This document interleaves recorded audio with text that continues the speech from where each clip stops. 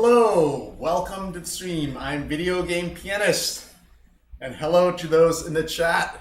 Hello, all Diviner. Hello, Duck Nuggets Gaming. Hello, Olivia McCrossin.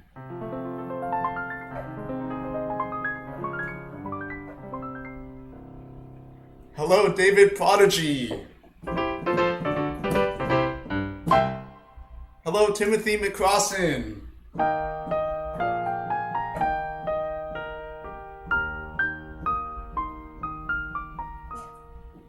Hello, Holland.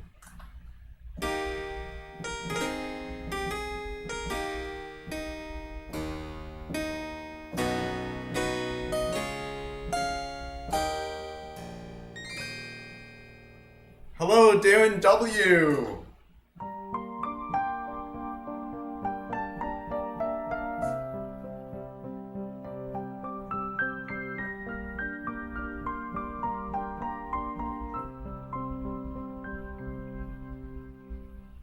Hello, Amy Lucio.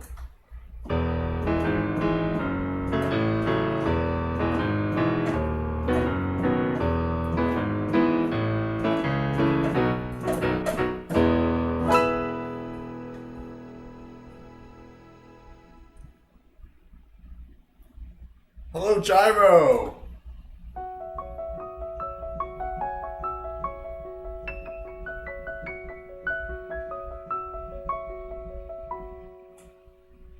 Hello, KB Rockstar 12.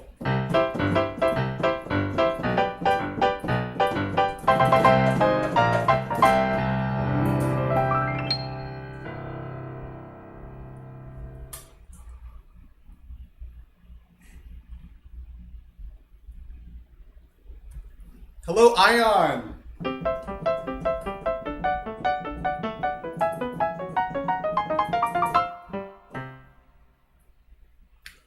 So I'll begin with the Super Mario Bros. Main theme.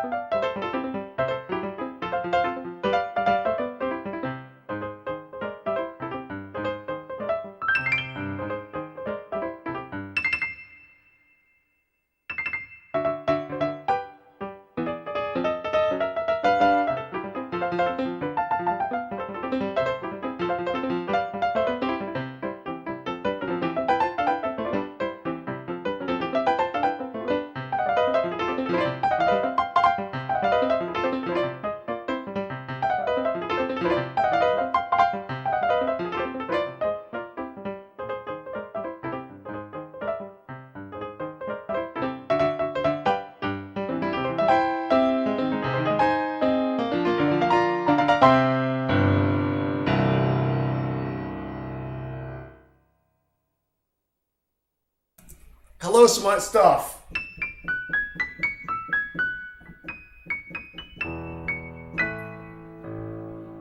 Hello, Jeremy. I hope you're enjoying the time at the lake. So here's National Park from Pokemon.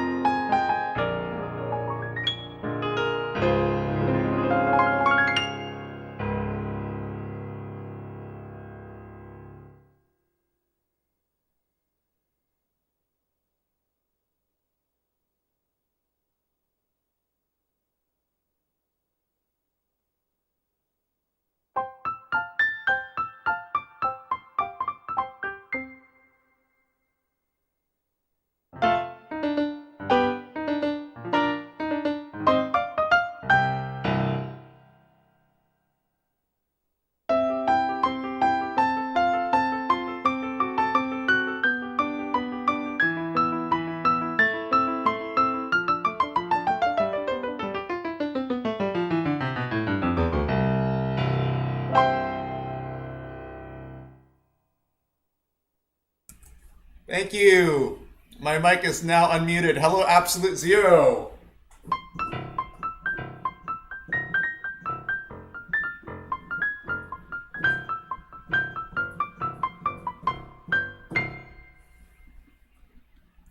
So yes, I'm playing on this piano here. So it's there's a direct connection between the keyboard to the laptop here.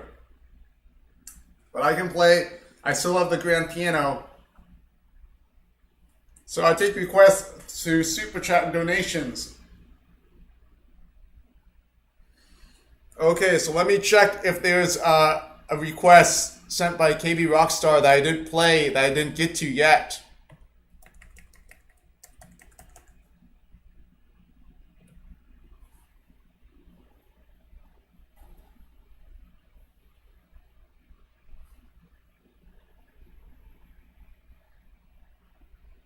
So I did play the arrangement from yesterday, Animal Crossing KK Cruising. Well, I can play it again if you didn't catch it yesterday.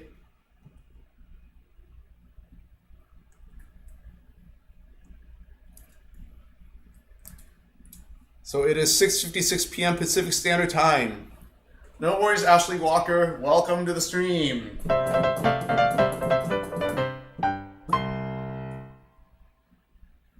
Okay, whoops.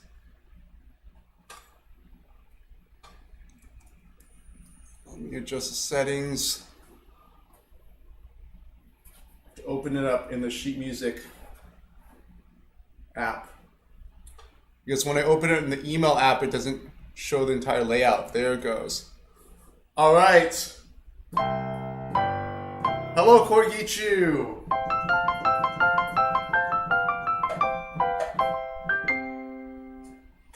All right, so here's KK Cruising. I'm sight reading this.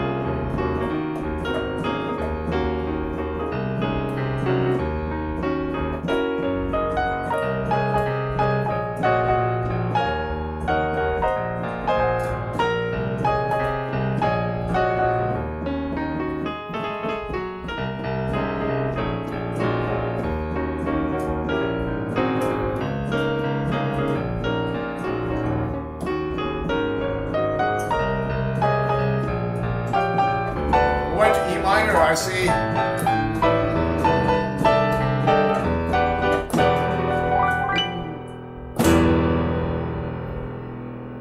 All right, so there it is. Okay, next up is the Zelda main theme.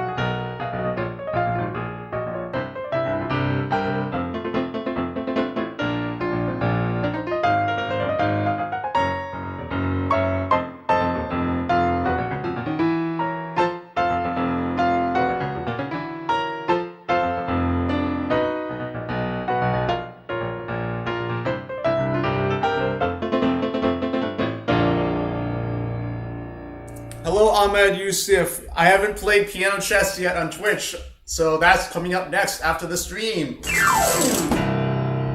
And thank you, Ashley Walker, for the super chat.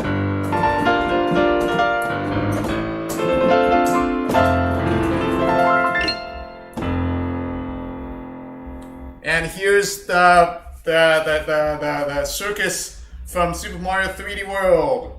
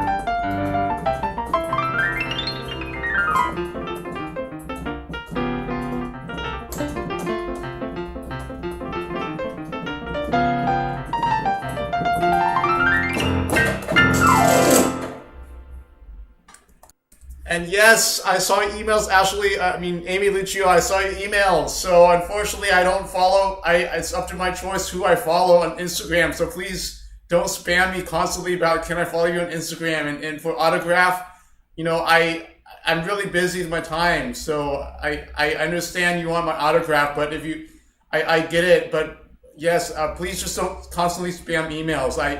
You don't need to send it like many times. I understand.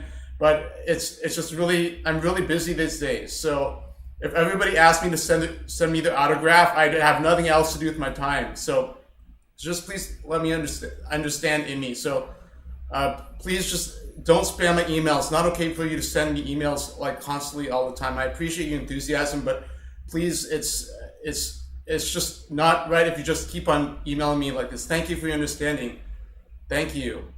So.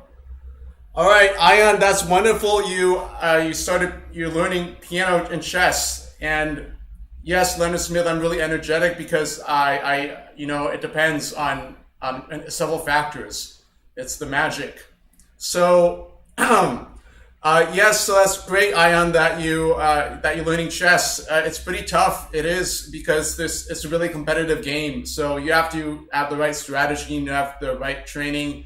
You need to do a lot of practice, so it takes time to get good at chess. But if you work hard and spend hundreds of hours, you'll improve. So I spent like hundreds of hours working on tactics and things like that. And like when I travel to places, like I'd spend like a lot of times in my hotel room just playing chess online. I know it's ironic. I travel to like New York City or like different countries, and like instead of exploring like the area around, I would explore, but sometimes I just play chess in my hotel room.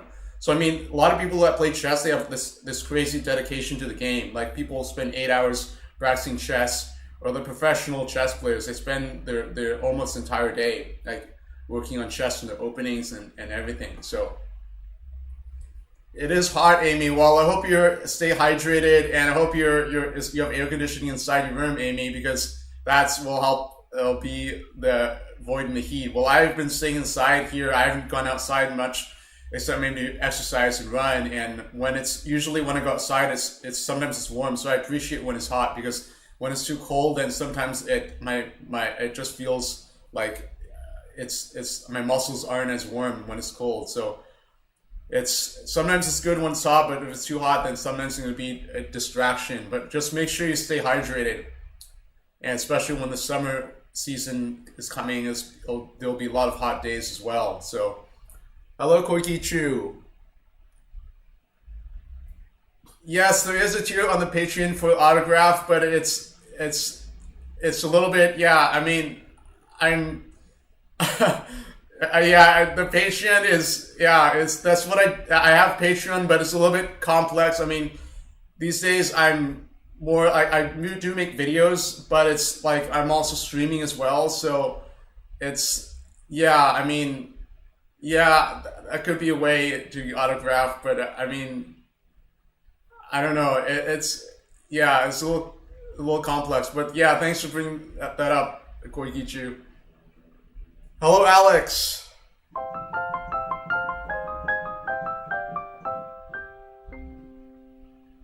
Hello, B. Welcome to the stream.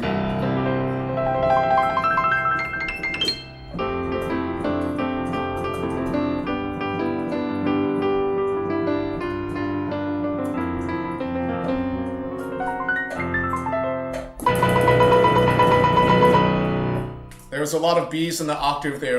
These are all B octaves.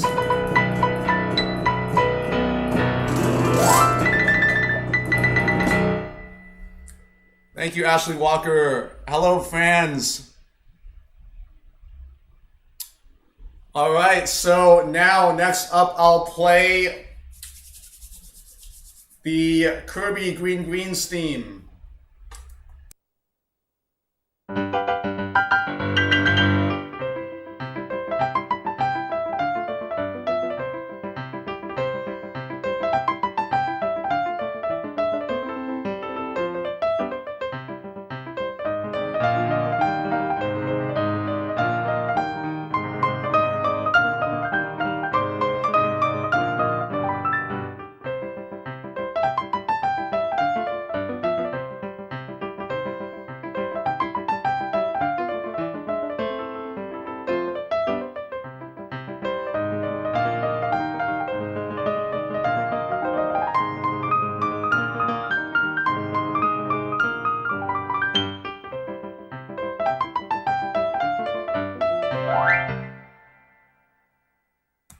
Hello, Gyro. Welcome. I haven't been to Peru. I've been to Brazil.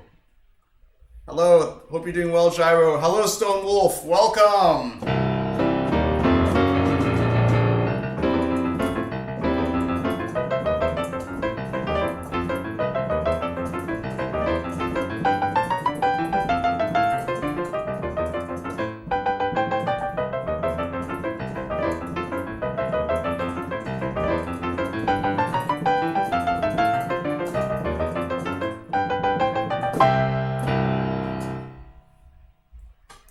So Stonewolf was at my stream when I streamed for 14 hours on Twitch, and then before that stream on YouTube. So Stonewolf was at that stream. Alright, so Amy, if you want to get a piano, you can try getting electronic piano. If you want to learn piano, you don't have to buy a full-size electronic piano. You can get like a keyboard that's like 61 keys. You get one, the good price point on Amazon is about $100 for a decent piano that has weighted keys and is touch sensitive. So you want a piano that can have different gradations of sound. So if I play this key at different speeds, then it'll create different volume levels. So take a listen.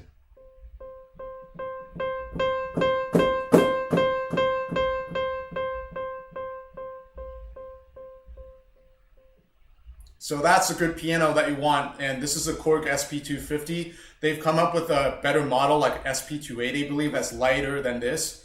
And it's just as good, at least just as good. And you can get like a $100 piano that's weighted keys, so that it feels like a real acoustic piano with action.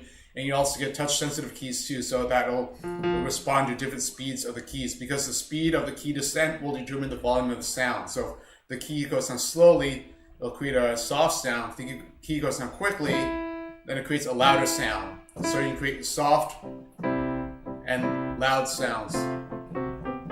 Hello, Yer!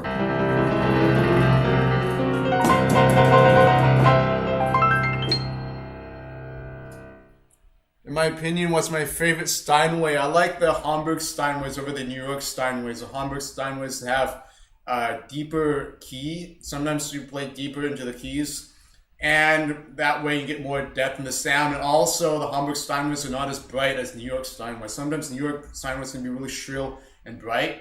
Not as bright as Yamaha, but it can still be a little bit too bright, especially in the upper register. It's just a little bit too off-putting. But the Hamburg Steinway, the tone is much more resonant here and much more deeper, and it just sounds overall more majestic. So the New York Steinways, I don't mind playing them. I have played on them, and they're really, they can be really amazing instruments as well. I mean, even Yamaha pianos can be really amazing instruments too, and of course Shigeru Kawai, that's my favorite brand of piano.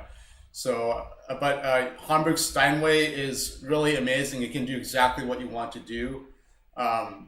Yeah, Shigeru Kawai is still my choice. I still prefer Shigeru over Hamburg Steinway. If I had a choice between a 9-foot Shigeru Kawai and a concert Hamburg Steinway, and most likely, I mean, it depends on the piano, of course, but I prefer the Shigeru Kawai. I think right now the Shigeru Kawai, they're really making great innovations, and they're making really, really great instruments, and it's amazing how innovative they are with their action and the sounds that they can get from the piano. I played one at the NAMM show, and I felt like butter just playing the keys. It's just amazing. It's like when you play, it's like in a dream world. So like the Kawai GX2, the piano I have here, it's beautiful. But at the same time, the action is like a Shigeru Kawai, but it's a little bit too harsh, and the tone is not as warm because it's not like completely handmade like a Shigeru Kawai. All right, Snowy Mountain from Super Mario 64, and hello Tamalin Servin.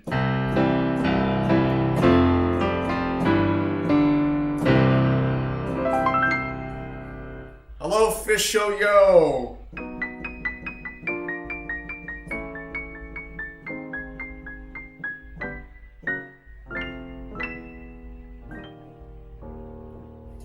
So other than playing piano, I also play chess as well. So I play piano and chess. So check out my Twitch profile where I play piano and chess at the same time.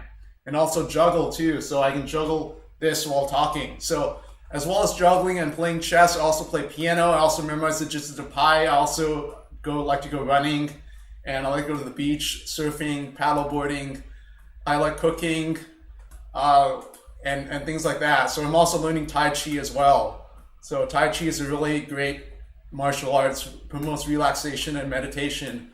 So I like practicing Tai Chi as well. Also draw, I also compose, I also transcribe music. I also teach piano. I teach piano online. Also, what else do I do? Yeah, so I study classical music as well. So these are some things I do. I was just improvising these jingles. So for the next stream, the jingles might be different. It might be different. Who knows what the next jingle will be for the next stream? You'll have to attend the next stream and find out. It's all improvised. Hello, Stephanie O.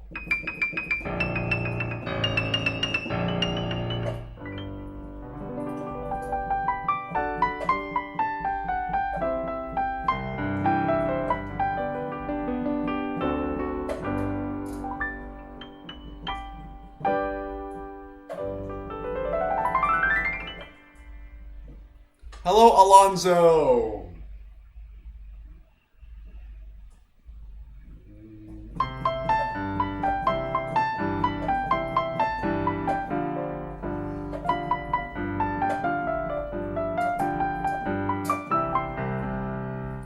Hello, Tamalin.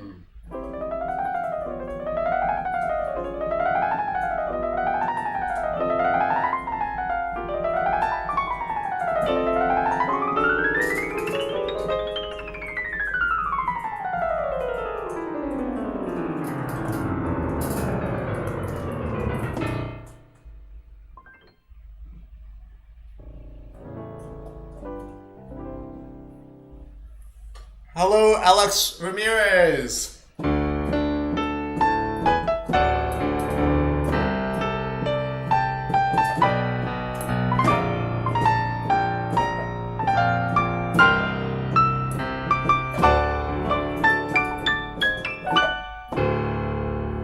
Hello, Mr. C.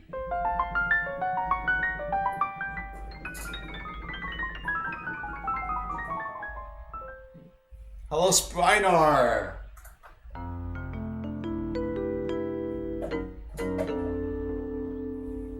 Hello, Mike YT Studios. Thank you.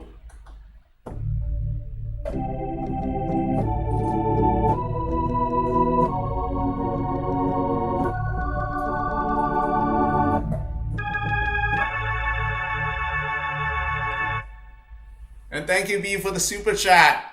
Could you just improvise jingles for a minute or two? All right, so I'll improvise a jingle for B.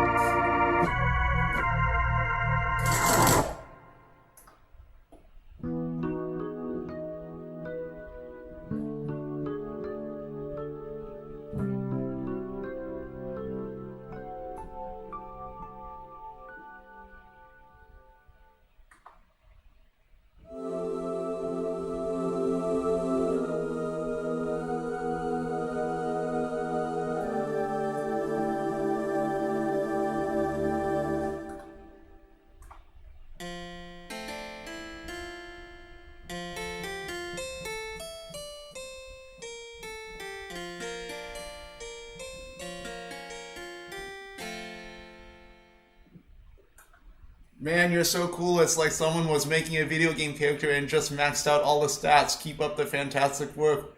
Thank you, Stephanie O. Thank you. That's a great compliment. Thank you. Well, I still got a lot to improve in chess, and I'm still learning in piano, so that's the thing, to stay humble and to always keep on learning. So always keep on learning and just keep on learning as much as you can. So that's my attitude. So thank you, Stephanie O. Keep on rocking. Thank you. Rock on. Limit break.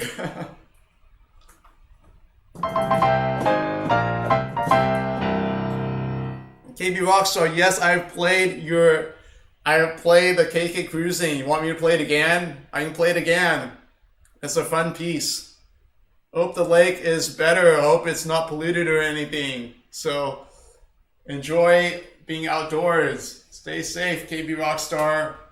Hopefully enjoy the lake and stay safe from the virus. Amy Lucio, Stephanie O loves VGP. Oh, you sent Rally X? Oh, I didn't see that. Well, let me check that out. Just a minute. Maybe, let's see. Let me refresh my email.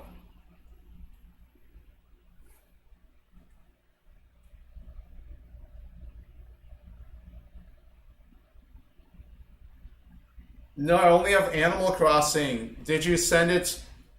Oh, Amy Lucio, I just saw your email from June 9th. This is Amy. Any live concerts? No, I don't have any live concerts planned in Southern California. Well, I had some, but they were canceled due to the coronavirus. So there are no live concerts. The only concerts I'm giving you on Southern California on these streams here. So you're at the live concert right here already, Amy Lucio. You have a front row seat. KB Rockstar, did you send it to VGP Streamed? Or did you send it to another email address? Because I don't see it at VGP Stream. So if you send it to vgpstream@gmail.com.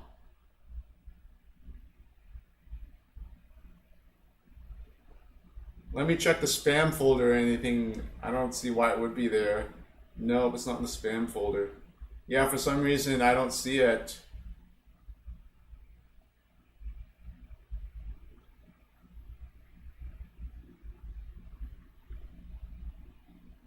Your internet reset, Stone Wolf. Well, hopefully it'll be back up.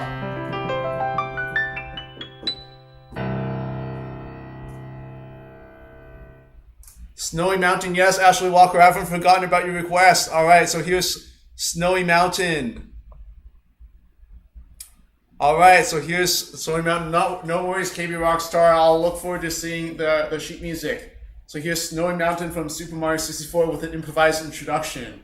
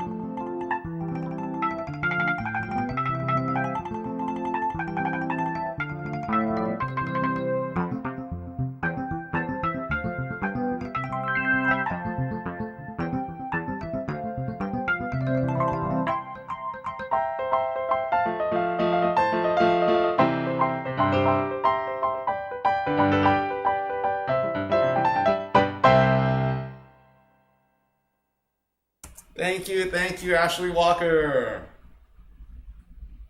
Hello, Fallez. Welcome to the stream.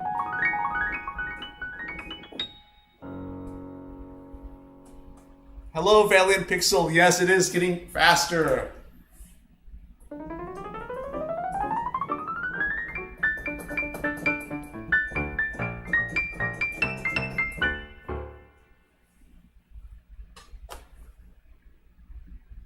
Checking email. The stream needs to be renamed to checking emails. Yes, it's part of the stream. Checking emails. Yes, let's see how fast the keyboard can detect the tremolos.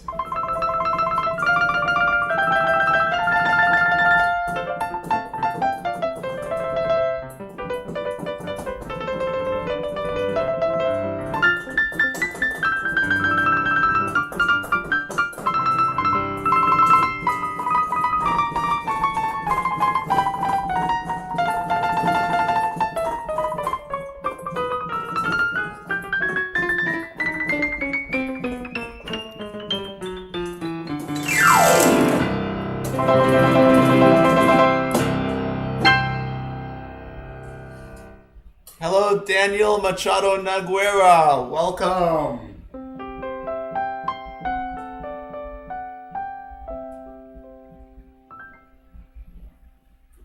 Thank you, Stone Wolf. It's wonderful to hear. Thank you.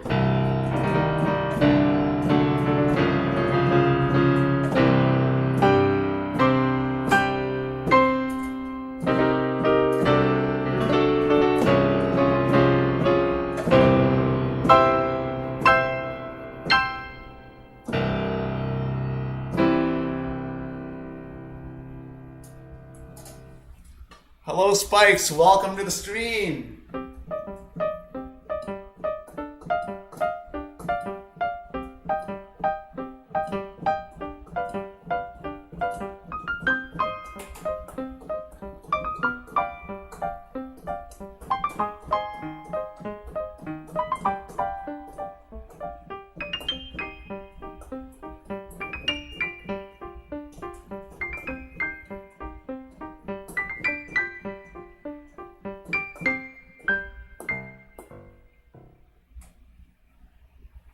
Hello, Dipple, Dipple or Dippy. What is it, Dipple or Dippy? Dippy, welcome.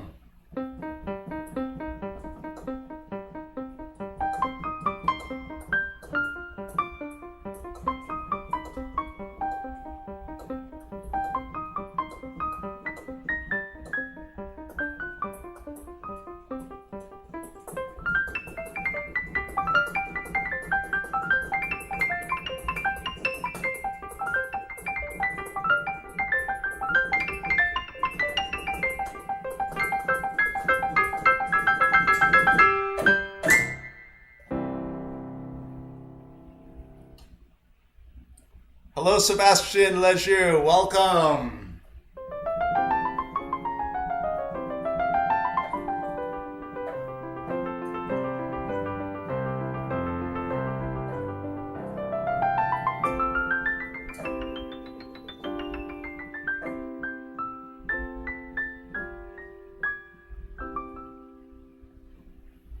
All right, I saw NinSheetMusic, KB Rockstar. All right, let's check it out. This is new Rally X. This was composed by Nobuyuki Onogi and arranged by Jugglemer. All right, so I'll sight read this music here.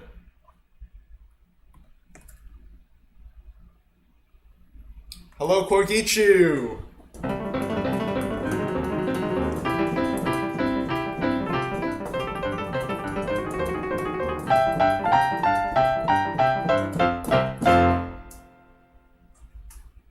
Alright, so here's the music from new Rally X, a credit sound. And here's the game start.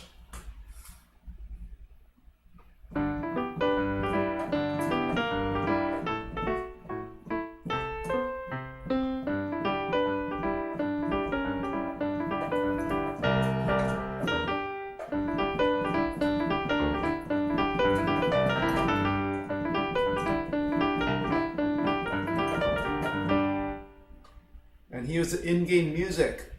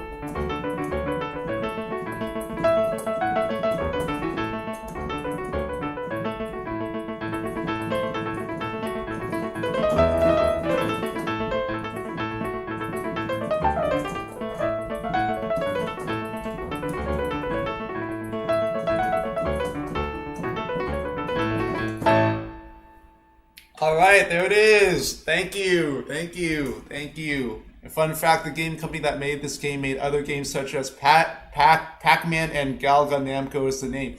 Yes, it sounds like the Pac-Man theme, this part.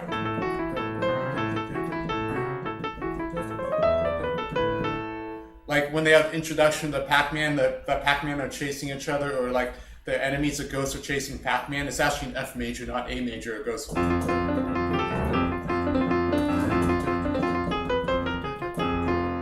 And then the game started theme is.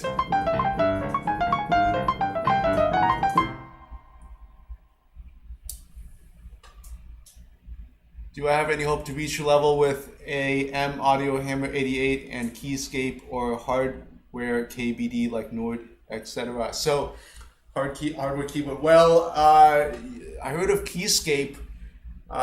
Yeah, or Soundscape. I'm not sure which one, but that sounds like if your piano is weighted keys and touch sensitive, then that's a good start there. It doesn't have to be a full-size keyboard. So I'm not like a specialist in electronic keyboards, so I don't know the names off the top of my head, like M Audio or. So it depends. I mean, you have to play it. If you like playing the instrument, you find you enjoy playing the instrument, that's what matters. I think not the name of the brand, but if you enjoy the sounds and the touch and the feel, that's a good start. I mean, you can't replicate a grand piano, obviously, but you can come close to it, and the electronic piano will always stay in tune. It doesn't have to be tuned, and you can play like, and that will always be in tune. But if I play that on the grand piano here, it'll be a little bit out of tune because I haven't tuned the piano in a while. Hello, Jaden Wiggins. Welcome to the stream.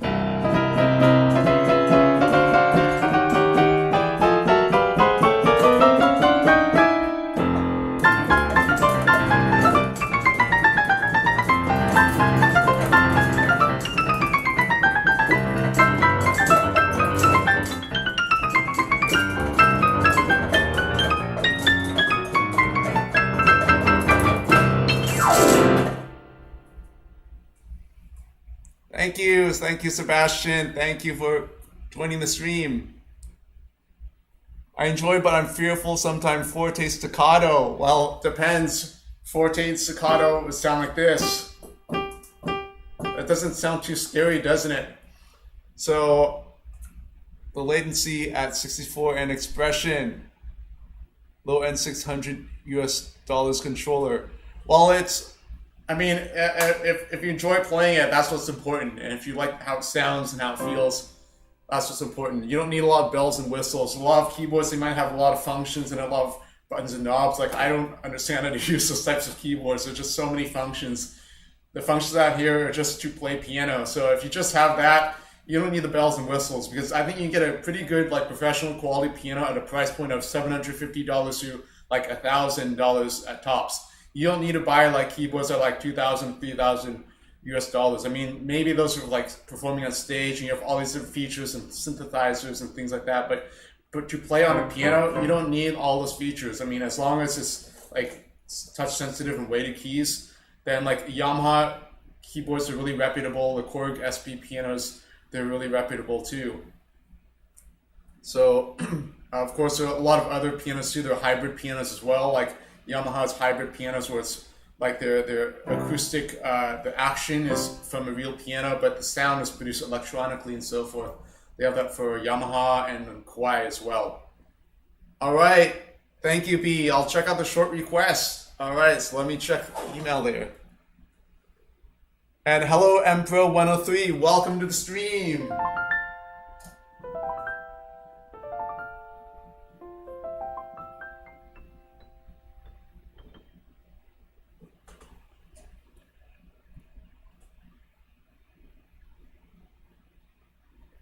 Okay, so let me check out the email here.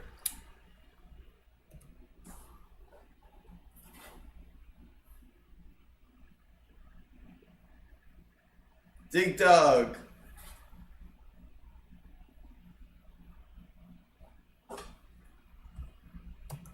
I'm familiar with this theme a little bit.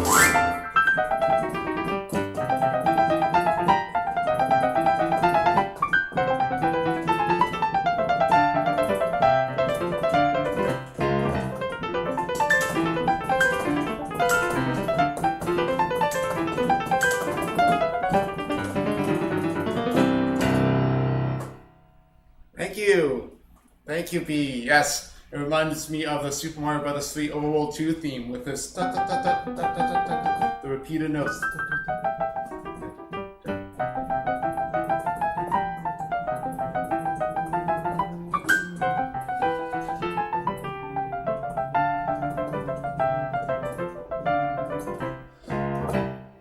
The finale, please. What finale? I'm not familiar with the finale for Dig Dug. Hello, Jordan. Thank you. Welcome to the stream.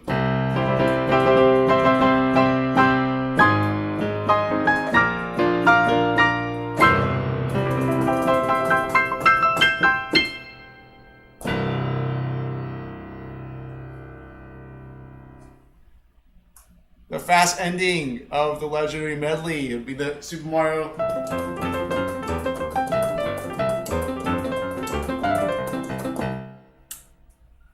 That one, all right. Thank you, Panalata. Welcome to the stream.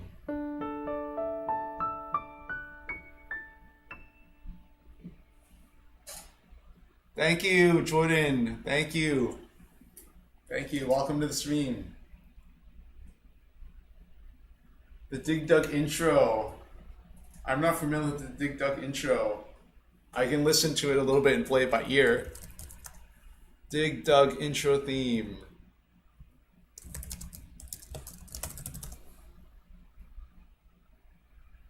Dig Dug theme song. Oh, I mean this? That's an A minor 7th chord, I believe.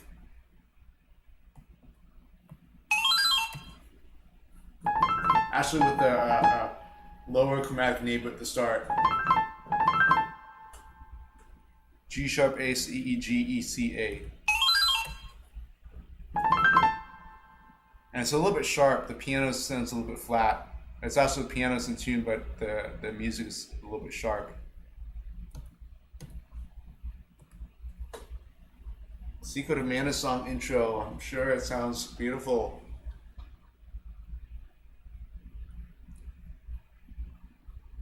Sebastian, your brother is FIDE 2200, almost master, and can talk to me while doing 1-minute games, but watching you 2300 playing piano is unbelievable. Thank you. Well, that's great. Your brother is like already equivalent of a national master in US Chess Federation rating. So FIDE rating, for those who don't know, the FIDE conversion from US Chess Federation rating is 100 points difference. So a person rated in chess like 2100 and USCF would be about 2000 FIDE.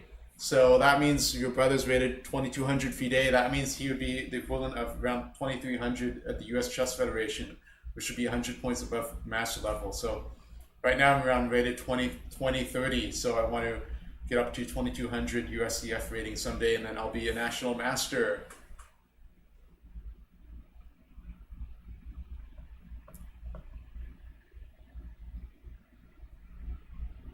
Hello, Chess Network. Welcome to the stream.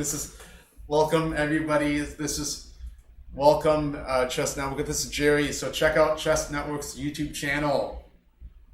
So Chess Network is a national master, and he's made a lot of great YouTube videos about chess. So check it out. So check out the AlphaZero videos. So AlphaZero is a computer like made by DeepMind, and it beats Stockfish, this computer program that's like the standard or a really popular chess program, and it beat Stockfish in a match like in 100 games, and AlphaZero didn't lose a single game. So Jerry, I love the ending of your clips where you had like animations of AlphaZero talking to Stockfish. That was really creative. That was really funny too. Can we take a moment away from piano and chess to appreciate the Yoshi muscle tee he's wearing?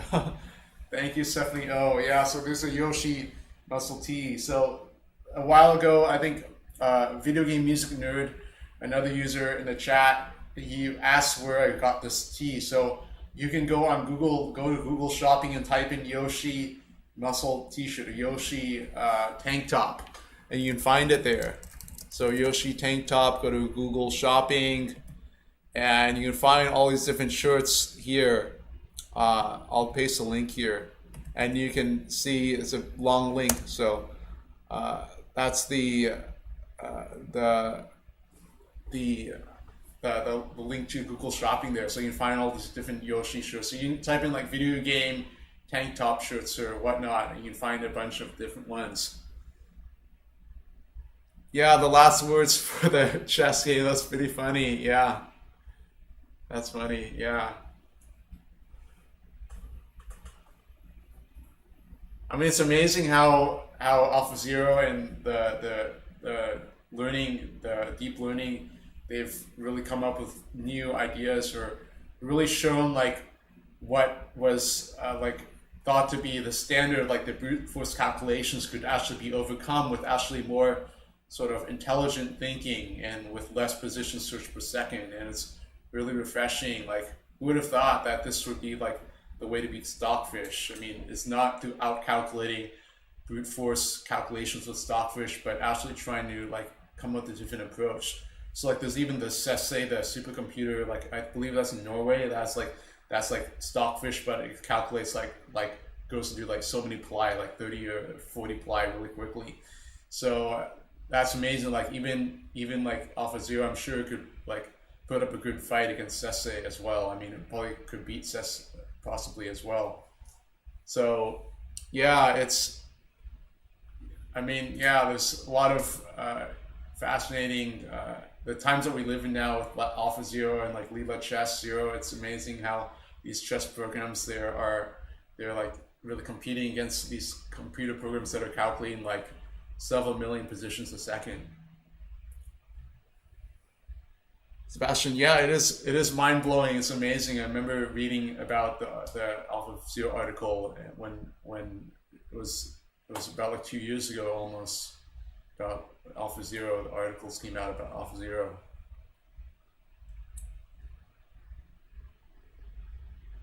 Can't watch your concert performance of Beethoven's Sonata Third Movement that you included in your Mario medley. Also amazing. Sorry, I'm French, don't have the words. Well, Sebastian, thank you very much. Merci beaucoup. Well, you can find my Penny Arcade Expo 2016 performance on my YouTube channel. So type in PAX 2016 and you should be able to find it. I started off with the Moonlight Sonata, the first movement.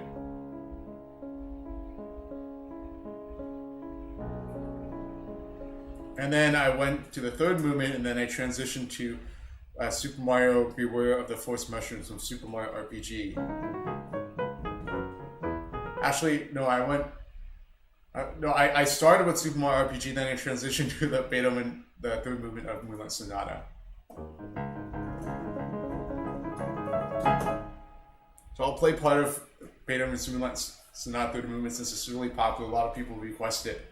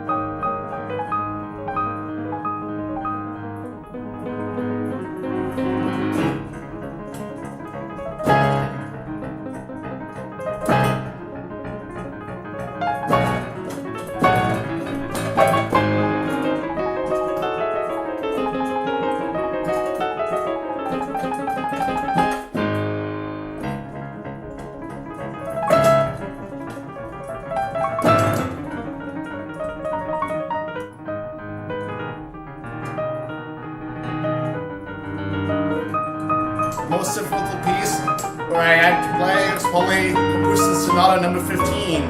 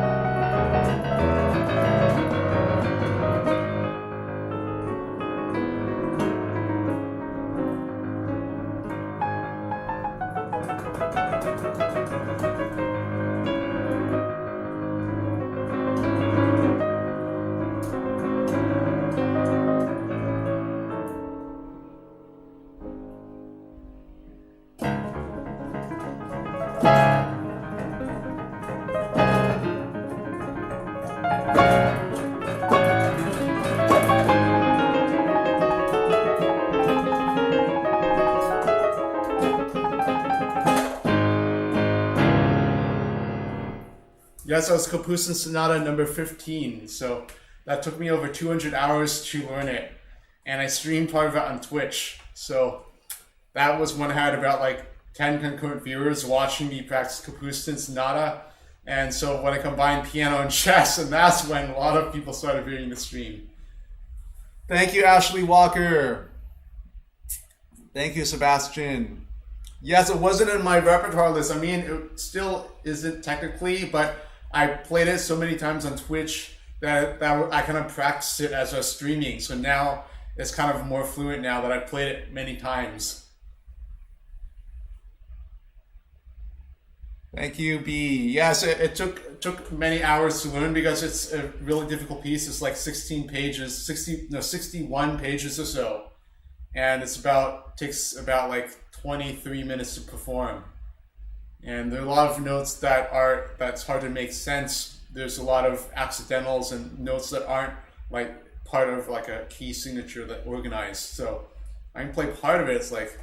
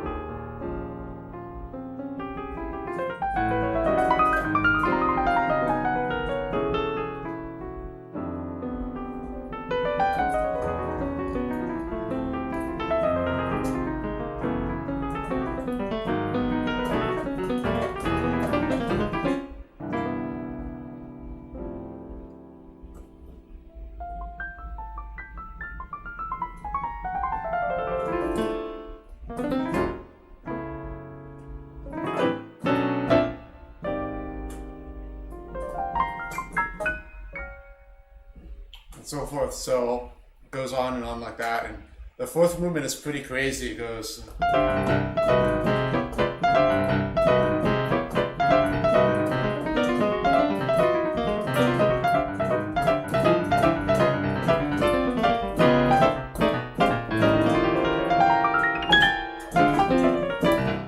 and on like that. So it's a lot of notes.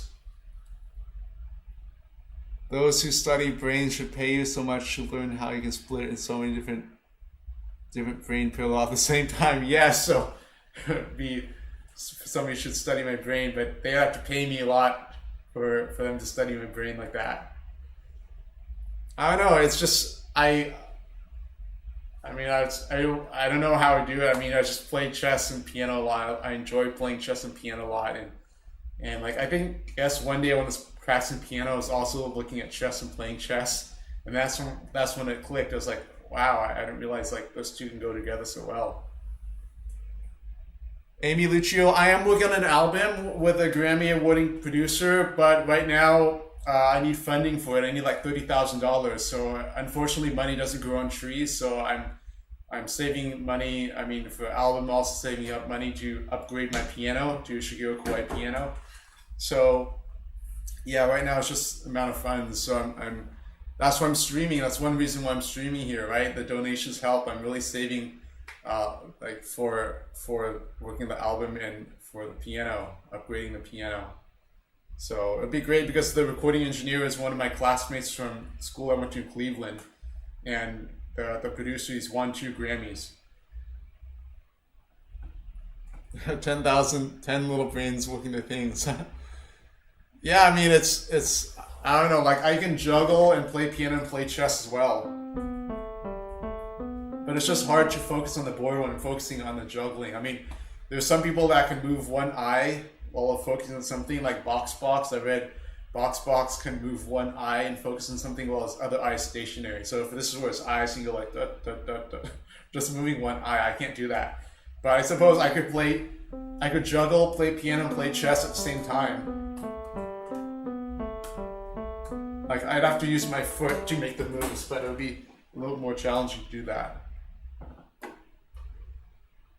Yes, Sebastian, I'm working on my video game soundtracks. I'm also working on my video games. So there's like, the video game soundtrack goes like this.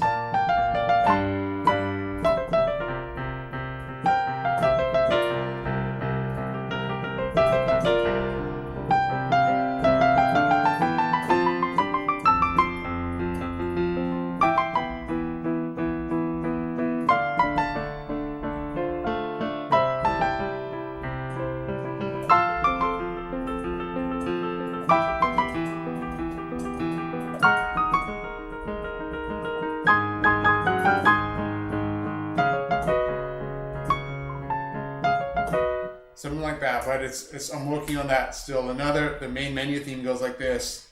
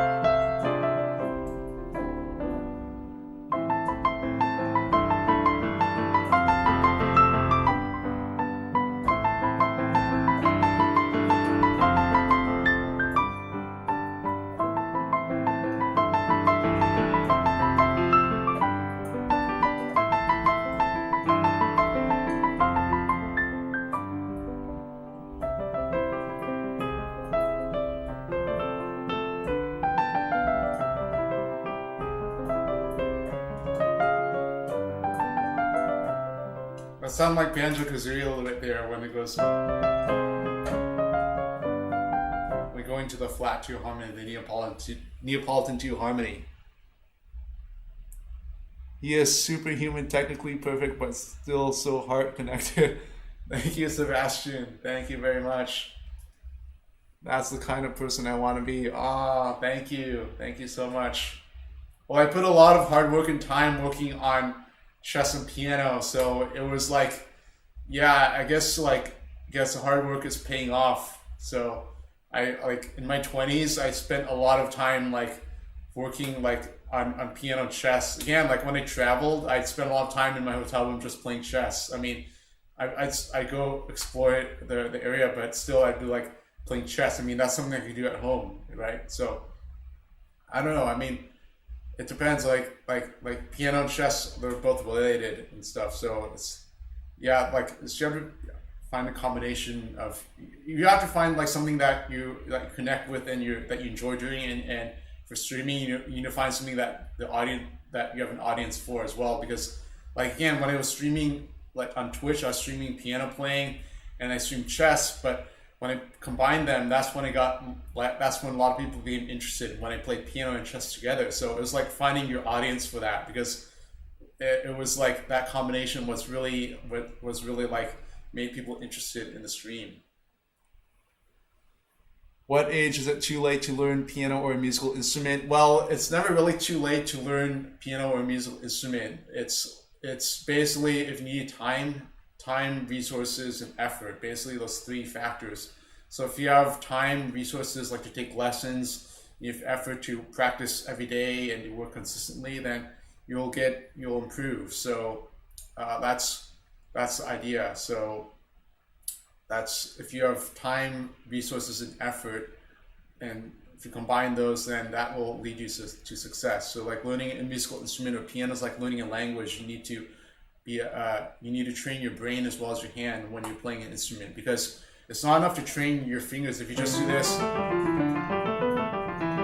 if you do this without thinking, then you're not really training your brain. But if you're like listening to music, reading music, composing music, transcribing music, using your brain, like transcribing is basically like a mental activity. You're not using like any of your physicality to transcribe music. It's like all a mental thing. So you're training your brain as well as your hands, and then coordinating how the brain and hand communicate to each other, because the brain is sending signals down from your head to your fingertip, essentially. I mean, that's what you're doing. You're sending commands to your fingers. So if you can refine that communication, and then that's what you do, because the key is really sensitive. Like a small change of speed will change the volume, and basically your brain is controlling how fast your finger is directing the key. So it's the connection between the brain and your fingers. So you need to train your brain as well as your fingers when you play. So practicing slowly is kind of like practicing Tai Chi. That's what my jazz teacher said. So like when you're practicing jazz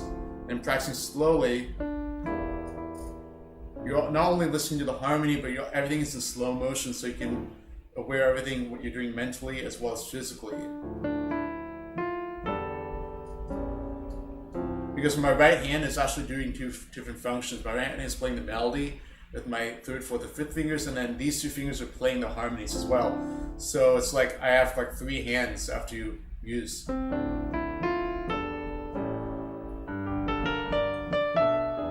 So it's like another exercise I was doing. I was listening to orchestral music the other day, and I was imagining, what if I had like 6 hands? Because when you're playing orchestral music on the piano, it's impossible to play all the instruments, because there's like the bass here, the piccolos here, the strings here, the clarinet, the flutes here, like the viola, the cello, and it's impossible to play all those parts at once with 2 hands. So if you imagine that you have like 6 hands and 6 arms, and you're thinking, just imagining that you can play all those notes at one time, that's actually a really good mental exercise, because you're actually expanding your brain, you're challenging your brain to imagine playing all those parts at once. And you can also hear those parts as well. So you're training your ear as well as your brain. So it's like your ear, your inner hearing, because you're supposed to hear the music in your head before you play it, like have that inner hearing.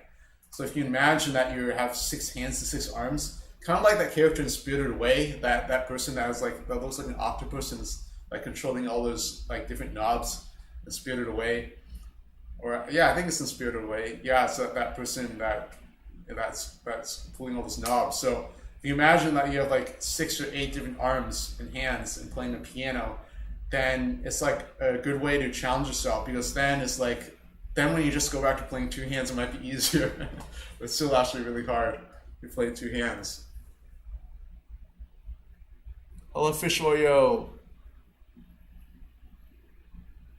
How would you describe Ludovico Einaudi style? Are you a fan of him? Well, he actually performed at Walt Disney Concert Hall it was a few months ago. I'm not sure if he actually played there or if the concert was canceled due to the coronavirus. I'm not sure. Let me look it up.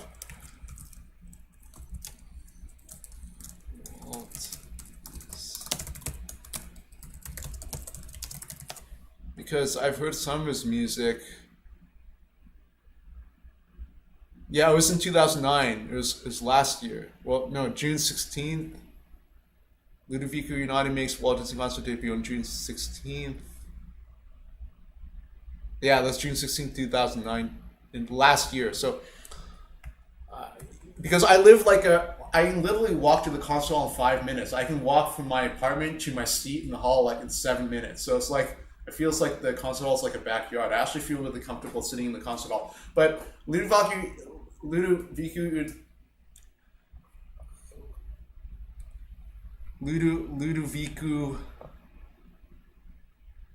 Ludovico Unati. Well, okay, I've heard some of his music, and it's very like minimalistic. There's not many. Like you'll start here.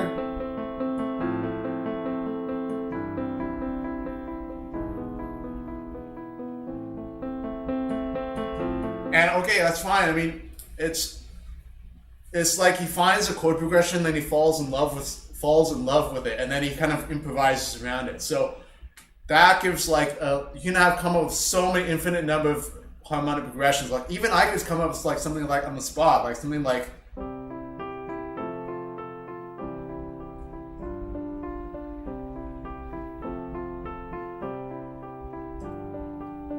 But it's also the tone of how the music is presented as well, because it's not just the notes and harmonies, but also the tone as well. So there's sort of like a romantic feeling to his music, and like there's also fantasy as well. So, I mean, it's not like, okay, I'm studying Mozart's quartet right now, the Dissonance Quartet. That is like really amazing music, and I mean, compared to like other music Mozart wrote earlier in his life, like the Haydn quartets is really amazing, because he studied Haydn's works, Haydn's string quartets, and then created a medium, not only just innovating, but also innovated how the string instruments related to each other. Because before that, the cello and the viola were subservient to like the violin. So Mozart made all the four parts equal. So it was kind of like part of the Enlightenment period, where there was democracy, like all the people have equal say and equal importance to the conversation. So that's what Mozart did with the string quartets, made he contributed to the four voices being equal. So his music was also is also intersection of not only just musical innovation, but also sort of like a political and artistic movement, as well as part of what was going on in Europe at the time. So Unati's music, in a way, is sort of like reactionary, because, I mean, okay, these harmonies are nothing new. We can say that these harmonies are nothing new because it's been done many times for many years. And I mean, going back to Schumann or Schubert, Mozart, Beethoven, right?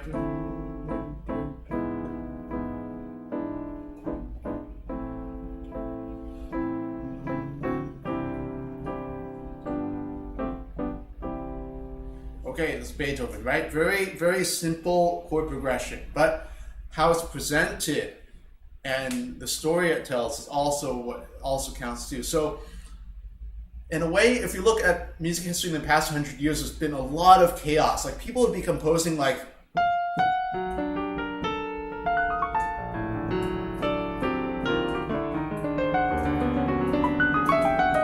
that sort of music, and there'd be like purposely no melodies and not memorable melodies. It was becoming really scientific. It was really becoming a lot of musicology based. Like a lot of these pieces were like games in a sort of way, like for other musicologists, for their friends to impress their friends. And a lot of these composers didn't think about the audience. They didn't care if what other people thought. I mean, for good or bad reasons, because there's some people like Elliot Carter, for example. I think late in his life, he said he became a better composer when he was less caring about what people thought of him. When he started composing for himself, then that's when actually people started paying attention. But when he started trying to please the people didn't care. It's kind of a psychological thing, right? If you try to please so many people, even if you do really good work and it's really good quality work, people psychologically, they're kind of they might not be drawn to it because the way it's presented is kind of like somebody's trying to please somebody. But once Elliot Carter first then started composing for himself, he's like, I don't care.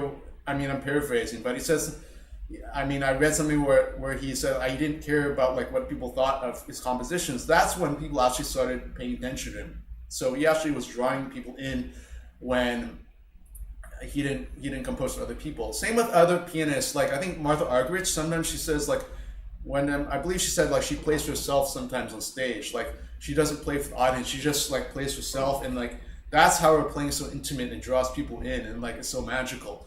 So yes, it's kind of like different. It's So this type of music here, it's sort of like, I don't know, it's in a way it's kind of, because these approaches of composing for themselves and performing oneself, it's kind of like, it's almost like, I don't know, it's fighting against the trend of music history, because music history has always been performing to larger and larger audiences ever since the 18th century, when pianos became more technologically advanced to play in bigger halls. The pianos need to be stronger to produce louder sounds. Everything was made to get bigger and bigger and bigger music, like all the way to Wagner, right? The Wagner orchestration is like, wow, it's so much orchestration, like Mahler as well. So that's like the bigger orchestra. So everything was getting bigger and bigger. So when people are kind of like playing for themselves, it's kind of like, in a way, it's going against this trend over a couple hundred years. So I'm not saying it's a bad trend or wrong trend. It's just that, I mean, it's everybody will have their own voice essentially when they're playing for themselves. Because when you play for themselves, eventually there's no critic, right? Because the critic is only the person that's not, you know, that's, as long as you're happy with what you're playing, then what does it matter what other people say, right? Once you're playing for yourself, once you're composing for yourself, who cares what other people who cares what other people say about the composition, as long as you're happy with it. So it's kind of like that attitude, and that attitude can be freeing, because a lot of times in a creative art is people can come across roadblocks and not be able to get past those roadblocks. So like I remember writing an essay in high school, and I couldn't write the answer to the prompt, and it was like I couldn't write anything, and eventually like I was on the Crucible, and I couldn't write an essay. It was in my sophomore year, and then it was like, you know, when you're writing, like creating something, sometimes you come across roadblocks. But if you're creating something with just your own audience, then basically it frees you up mentally, because emotionally and spiritually, because then you're not concerned about what other people think about what, you know, your art is, right? So it's kind of like Carrie Fisher. When I went to Tampa Bay Comic-Con 2014, Carrie Fisher was giving a keynote speech there, and then everybody was lined up like in Star Wars fashion, and she brought her dog Gary with her. So one question she asked the audience, and she was like, does anybody not care about how they look or care about their appearance? And like one person raised her hand, and she's like, oh, you're a god. She was like, it's like really, really impressed, because, you know, like, I mean, her point was like, you know, a lot of people, they're so concerned about how they look, and like the people that they just present themselves out how they are, and don't concern like overly like obsessed about how they look. That's like she admires those people. So it goes back to creative art, because, you know, when you're creating something like the innovations, like everything, look at Chopin, Beethoven, you know, these composers, we may take what they did for granted these days, because we look in hindsight what they did, but what they were doing at the time was really innovative, and it was really going against the grain of what people were doing, and sometimes it offended some people sometimes, and it shocked people. So and so that composition, that way of art, that's those people, if they were too concerned about what they were doing, I can't modulate here because it sounds too strange, then we wouldn't have these great works. We wouldn't have like the late Beethoven string quartets. We wouldn't have, we wouldn't have a lot of these, like the Mozart dissonant string quartets. Like when you have this harmony here,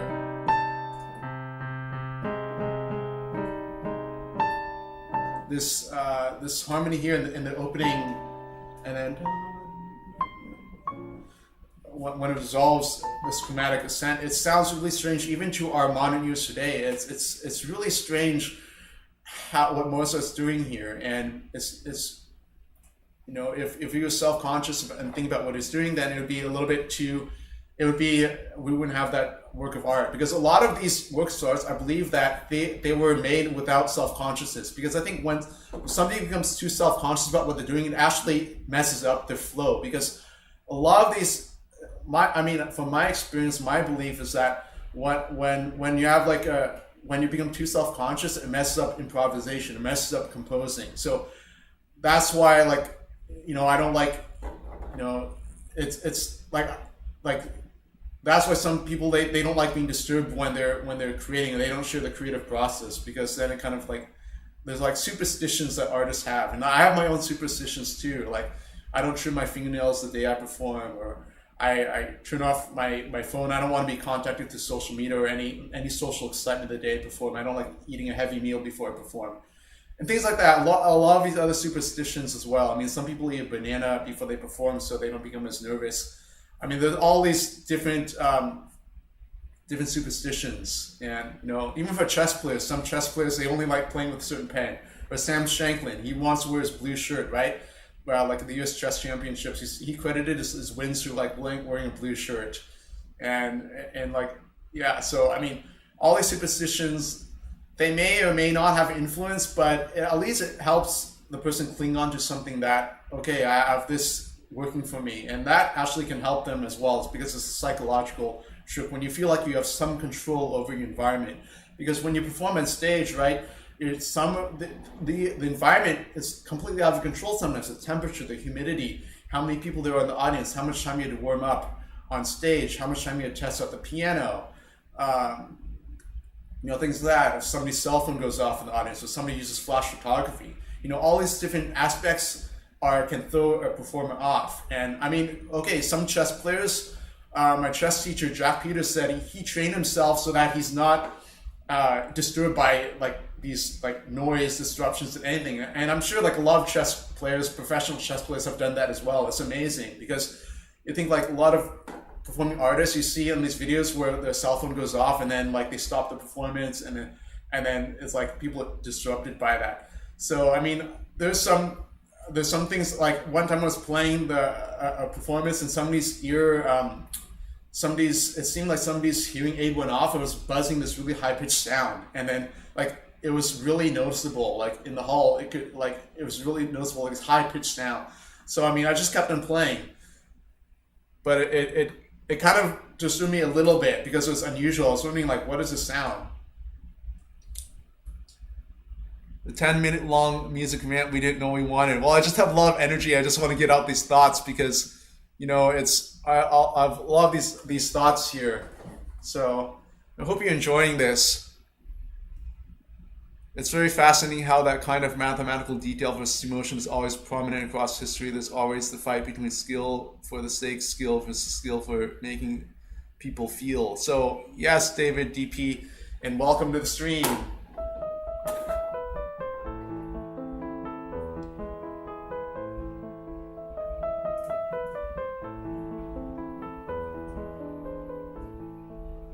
So yes, there's like the beauty in math and so forth. So if you look at like the art, like the like, what is it, Plato or Aristotle had the different art forms. So like mathematics is related to music. You have like the perfect octave here, and if A is 440 here, then this would be twice as much in hertz, so that would be 880 cycles per second here, and 440 here.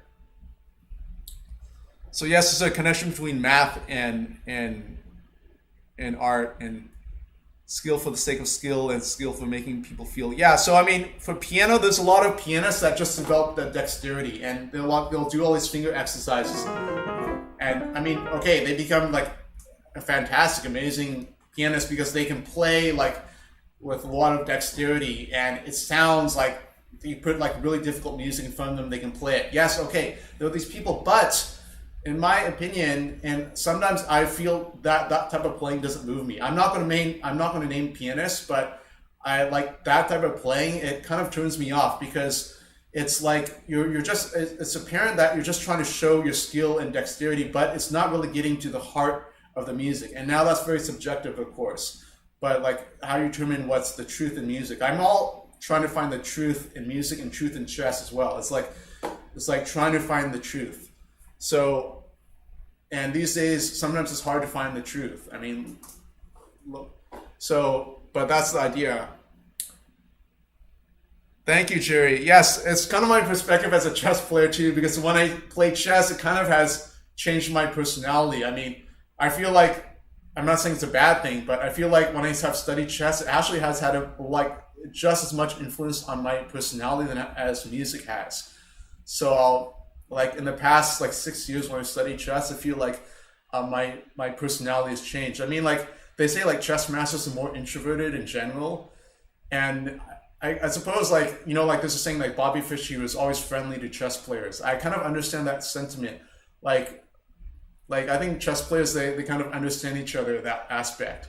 I mean, if I try to explain chess to people who don't know chess and like talk about analysis and things like that, it's going to be hard to get that across. So, I mean, for music, I've always had this trying to, you know, play in a way that people understand. But sometimes if I play in a way that people understand, it's kind of like too predictable as well. So sometimes it just has to be more subtle, right?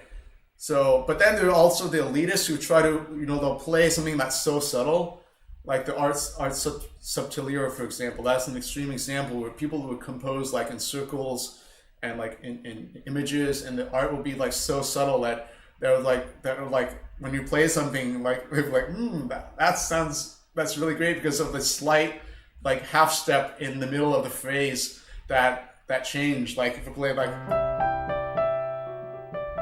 like, did you hear that half step there that just played like a triple piano?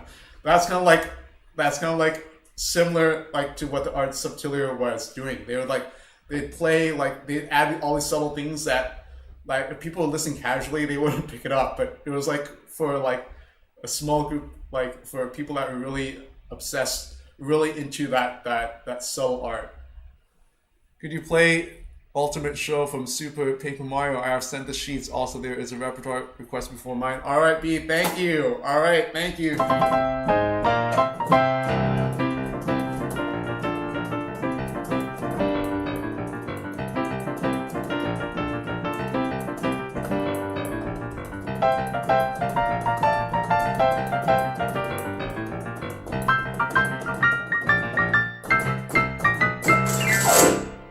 All right, yes, I can talk on and on and on about the subject. I mean, you could talk all night about the subject, about music and chess and things like that, and the intersection. I mean, the original question, right, is about Ludovico Einaudi, and it started off went on to all these different topics, right?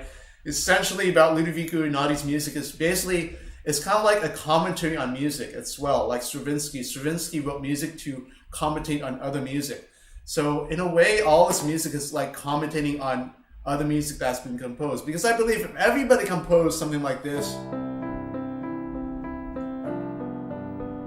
then if everybody did that, then Ludovico Einaudi's music wouldn't stand out as much because it would just sound like what a lot of other people are doing. But at the same time, it's also the tone, as I mentioned before, because everybody has their own specific tone. Everybody's proportions of their arms and hands is different, so everybody's want to create different tones of the piano, whether they like it or not, because of the body proportion. So that can give leaps to different composition aspects, because composition is not just based mentally, but it's also the physical aspect as well, because it can lead to improvising in different ways as well. Hello, Mr. Bakayama.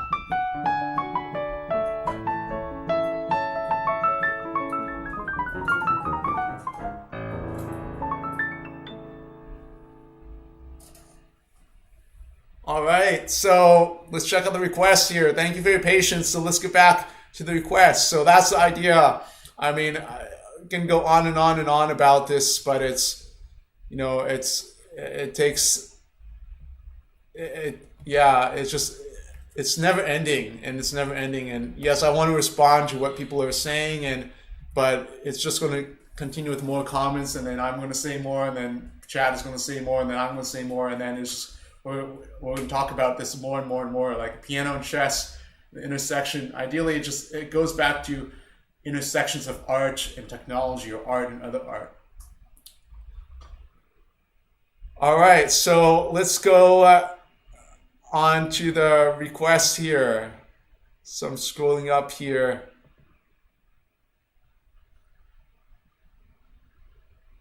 Can you let Sebastian Leisure request a song from the repertoire? He's just been super nice and cool all stream. All right, thank you, Stephanie O, for your generosity.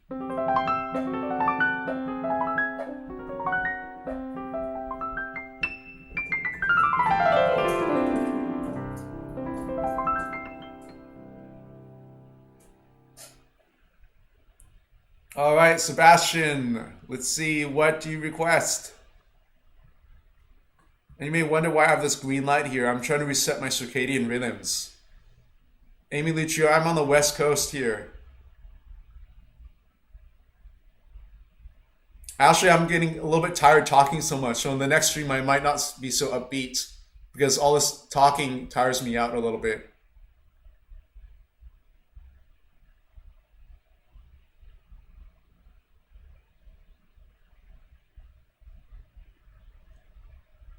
Boogie Woogie skills for Mario version. I can play Mario in a Boogie Woogie style.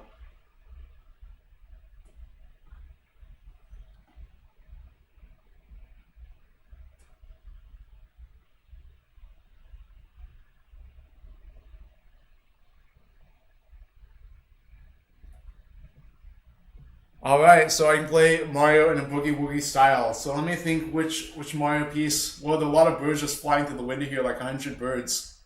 They're like flying here. It's a pretty cool view. Anyways, yeah, I've never seen that before. So Mario in a Boogie Woogie style, let's see.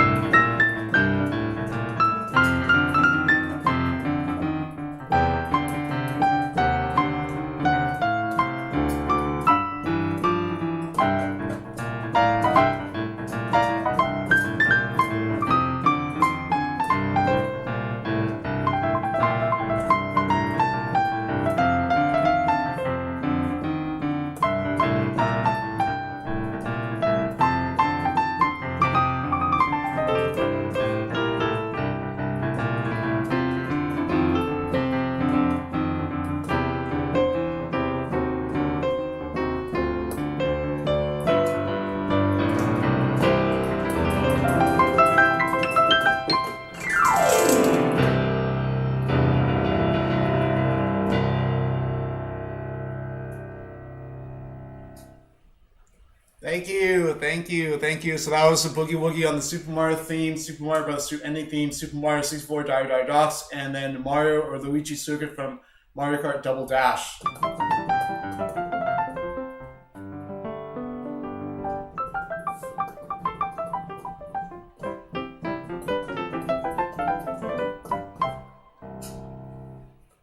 Thank you, Sebastian, Stephanie O, B, Olivia, McCrossan, Sebastian, Ashley. Thank you. Yes, the left hand is different with swing than classical. Classical music, they have Alberti bass here, like Mozart.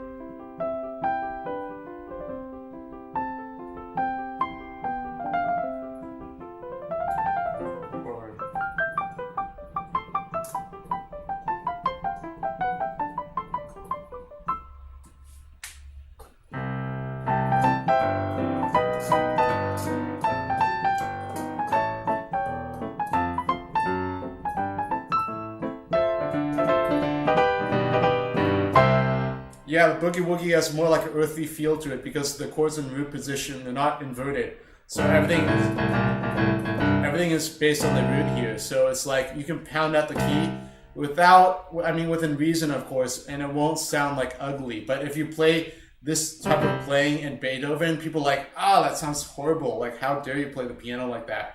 So like, depends on the composer, right? So if you play a chord in Beethoven, everything has to be voiced like perfectly. Or especially Schubert as well. Like the great people play Schubert, it's like the way it's voiced and the lines that are like defined so specifically, it's amazing. But in Boogie Woogie, it's kind of like playing in the sand at the beach, or like, it's like getting into like the like that sort of texture. It's like you can't be afraid to get dirty when playing the music here. So it's a different approach. Swing is just baby ragtime sometimes. Yeah, the ragtime is. I want to learn more Scott Joplin ragtime pieces because they're really fun. They're really charming. They're really beautiful. Even like Evgeny Kissin practices or plays Scott Joplin rags too. So because you can find so many different aspects to phrase the Joplin rags and so many different approaches, like even emotionally too, because you can start a different phrase with a different emotional feel is going to change the whole contour of that phrase or the section. So that's what I want to do. I want to get it under my fingers so that I don't have to think about the notes, but I can actually shape it sort of like you can like shape something with your hands. It's the same thing when you're playing piano, like you can shape something that way. Do you like doing chats early or late at night? Well, I was planning to do like another stream later, like, I don't know, it depends how much, because it depends on my schedule, because I've been staying up all night sometimes. Like when I was doing streams at like 6 or 7 a.m., that wasn't because I woke up early and said like, oh, I'm so motivated to do a stream early in the morning. No, that's because I stayed up the entire night doing work, and then after that, it's like I finally got all my work done. Now I can stream. So it's, but now I've kind of like, I'm resetting my circadian rhythms. That's why I have this green light here. So the green light is basically, I read that it helps reset circadian rhythms so that I go to sleep at normal hours. I don't stay up and then I go to sleep when the sun comes up. Because before that, somehow like my sleep schedule got thrown off. I mean, some people say it's due to like these times of the pandemic. Like another friend I talked to, he also has like the sleep schedule was thrown off. So I don't know if it's just me or other people. Like type in the chat, how's your sleep schedule been affected by the pandemic? Or are you sleeping just as fine at a regular schedule as you were before the pandemic started or became a major issue here in the US? Can you do a sheet of one of my favorite songs I'm learning? Would love to see you slay the song in a matter of minutes. Send it to emails from Chrono Trigger. All right, I'll check that out. There's 680.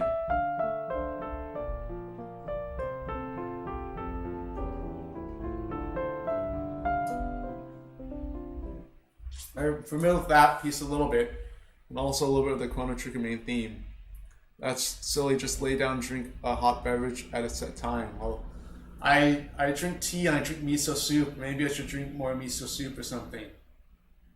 But if I drink tea, I got some mountain tea from Taiwan. So that's caffeine in it. I might actually do the opposite effect. It might make me stay awake longer. Everyone's sleep schedule's off, I'm pretty sure. Yeah, I mean, okay, so it's just not me then. So yeah, I mean, the green light is supposed to help reset the circadian rhythm. So actually, it does help. I feel like I'm kind of like I'm more going back to sleep in my regular time. It's just, I don't know, because I usually go out of I'm staying in my room here so much. Like, I haven't gone out much a lot, you know. I just stayed in my room. So I mean, I usually go like running and stuff, but I haven't gone running much.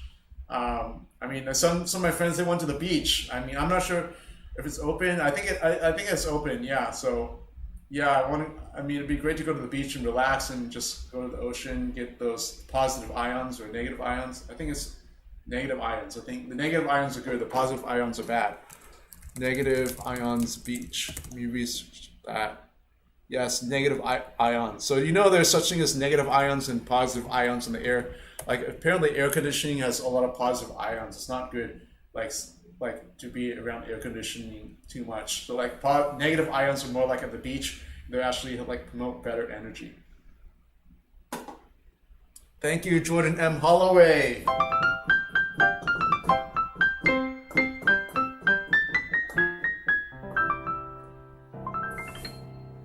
All right, so let's get to the next request. So, Jordan, we have other requests before that, such as by David DP, and I think somebody else before that as well, as B as well, and maybe some.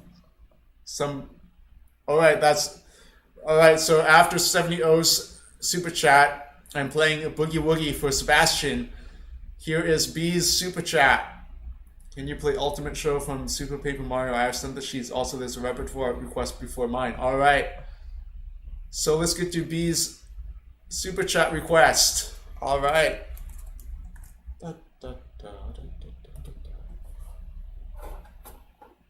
So, let's see here.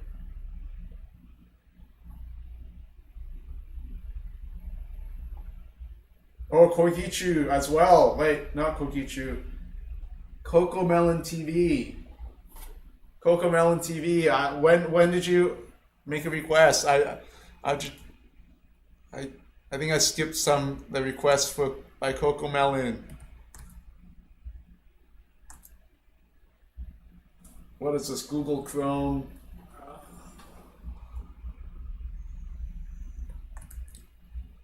So let's see the order of. Just a second. Checking the monetization requests here. It's all listed here on this page here.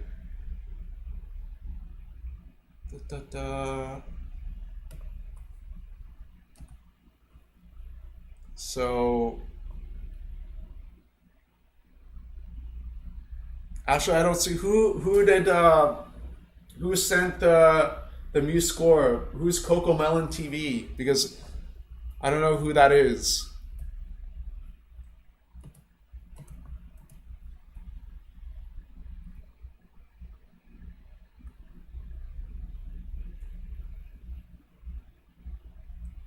Wow, 3,000 cases in California. That's a lot. It's increasing, I think. It's a lot. I mean, last time I checked was like around 22,000 or 2,500, and then 2,700. So yeah, be careful. Yeah, social distancing at the beach. The Boogie Woogie did make you sweat, David TV. Yeah, I mean, I hope it's a fun sweat. Not a stressful sweat. All right, so who is Coco Melon TV?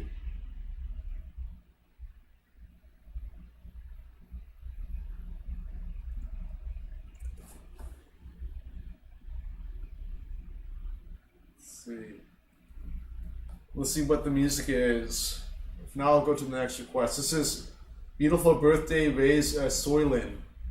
Did anybody request this?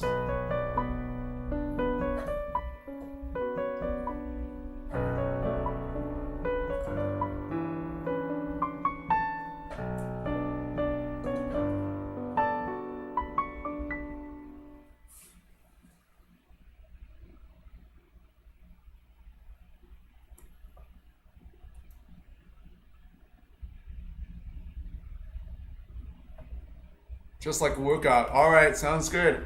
So I'm not sure who sent Beautiful Baby. I guess, I don't know. I guess it was just something for me to look at, sight read. Okay, so then in that case, let's go on to the next request, and that is by B. This is the ultimate show from Super Paper Mario. I haven't played the game Super Paper Mario, but Paper Mario music is a little bit crazy. There's a lot of unpredictability to it. All right, so here is the music.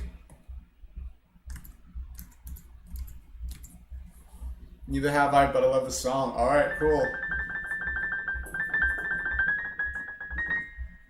Okay, so I'll play it slowly under tempo to get a feel of how this goes. 1, 2, 3, 4.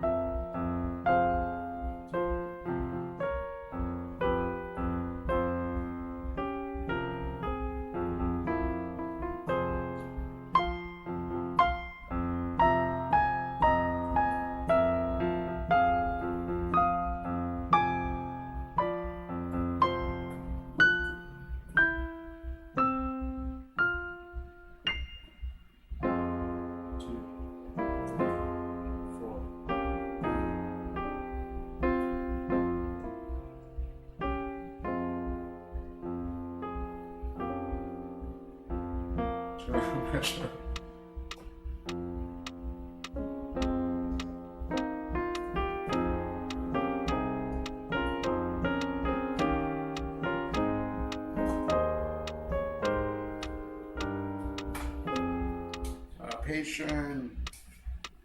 Second.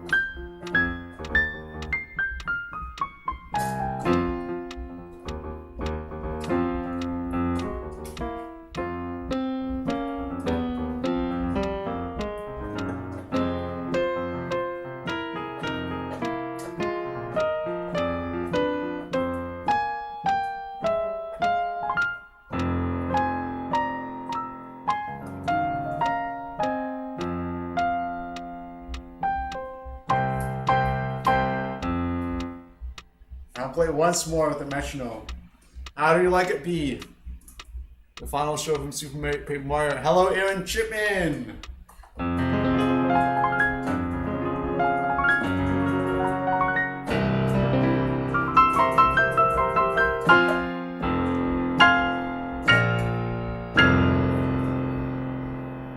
Hello, DV Man!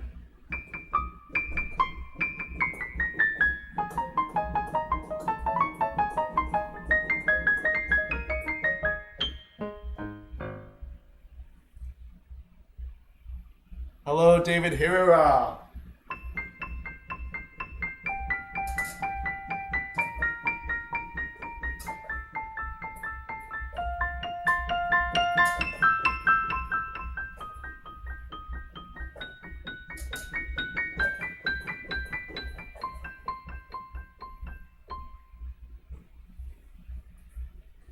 All right, so I'll play that again with the metronome on.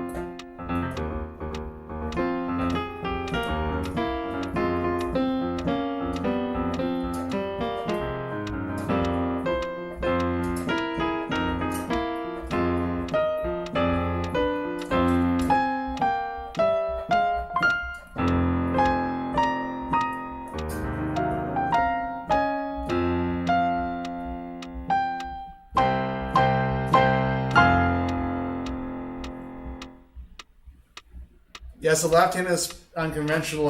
This doesn't appear in classical music most of the time. I don't see this type of writing because it's very percussive. There's like percussive elements here in the left hand. Hello, Cocomelon TV. Welcome. Wait, Cocomelon TV, was that you that sent me that email about the sight reading? Let me check.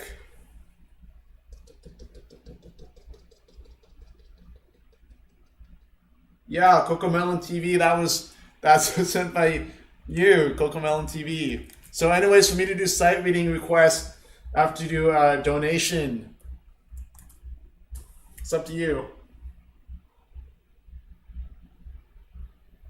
Doesn't Cocomelon have 50 million subs or something? I don't know. Cocomelon, do you have 50 million subs? Oh, is it the Cocomelon Nursery Rhymes? Yes, I've seen this channel.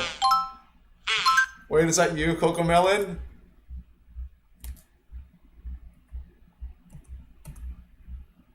Well, Cocomelon, you would have like a check mark next to your name, right? Because that's a verified account. You don't have a check mark next to your name, Cocomelon TV.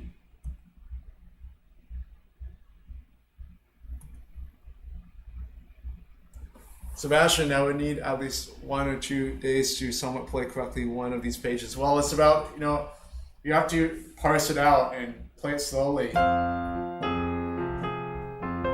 a lot of the times I'm using my stomach to play the piano. It's kind of strange, but that's what I'm doing. Because you have to internalize these rhythms. So I'm not just playing with my head and my fingers, but also my stomach.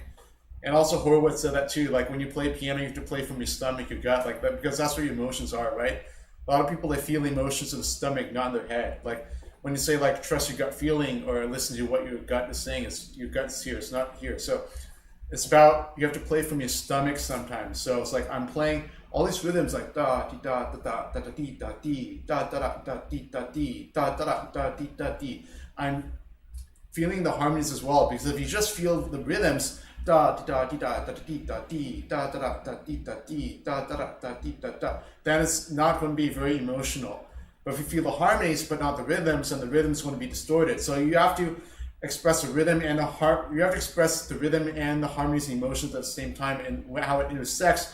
That's what's so difficult, because if you focus on one thing, you can get that right. If you focus on the emotions, you can get that right. But when we try to put together, it's like So you have to correlate.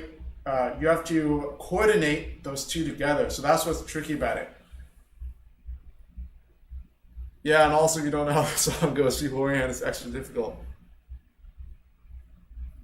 All right, Cocomelon TV.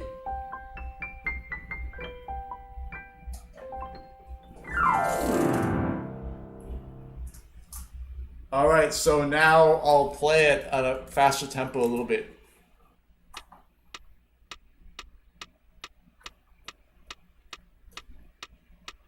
Let's see, 140. It's a secret. You can open up the piano bench here. Get out the metronome. So, let's see, metronome on. Oh no, it ran out of batteries. But anyways, I can look it up on the internet. On YouTube, they have a metronome here. Metronome 140 YouTube.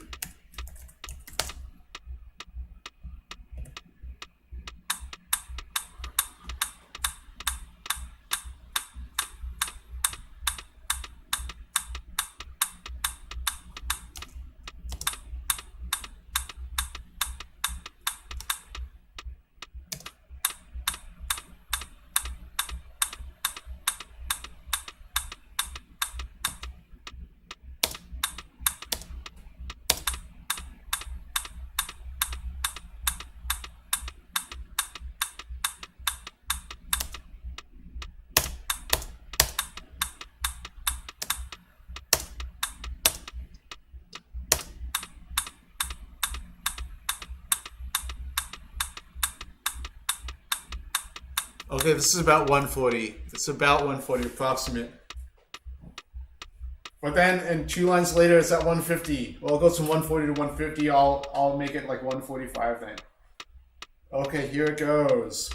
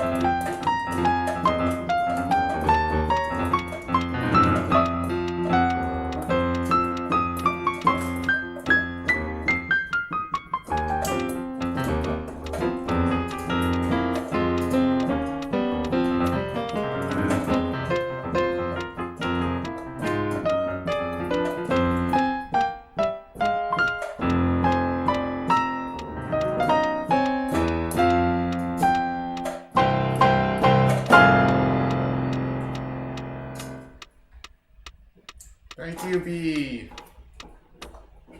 And hello, Peter Banner.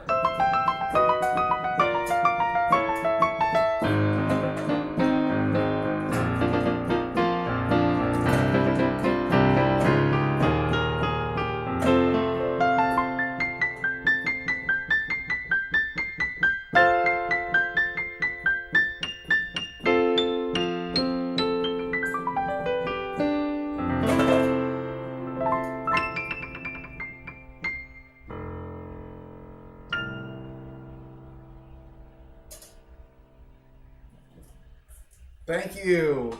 And hello, Garfield.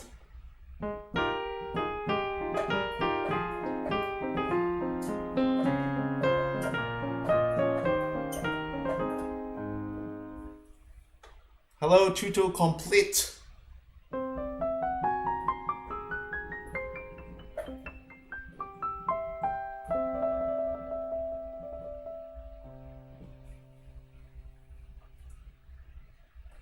Thank you. Hello, Jordan M. Holloway.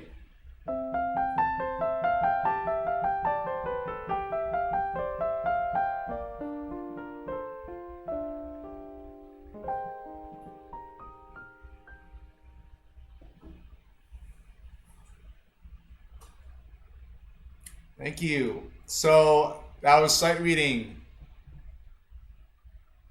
So let me hear how it sounds, the original theme sounds, Ultimate Show Final Boss.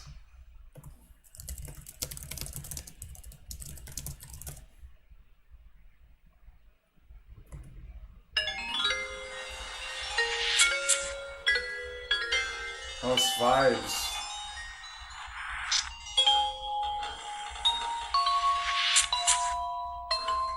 It's E natural there. It's wrong in the transcription.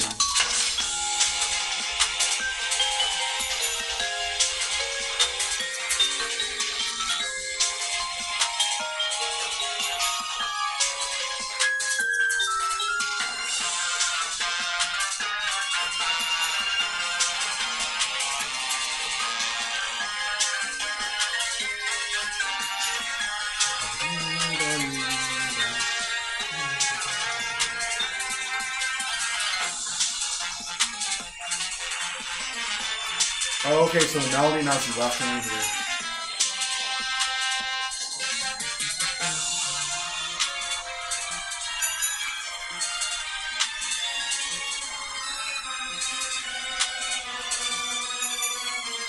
Now there should be more polyphony shown that those voices there.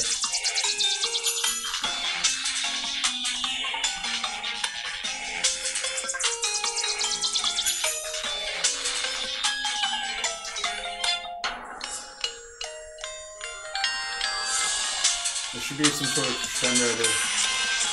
Because, okay, I mean, it's more or less mostly accurate, this transcription, but what I see doesn't correlate completely to what I hear, and great transcriptions and arrangements I should have some more closer cue of what I see and what I hear. So some of the times when there wasn't enough polyphony or dynamics or articulation markings, because what I heard, I was surprised because I didn't see any of that in the music. And had I arranged it, I would have included those details in the music, because that's the important part. It's not just the notes, but also the articulation, the dynamics, the voicing, and the polyphony as well.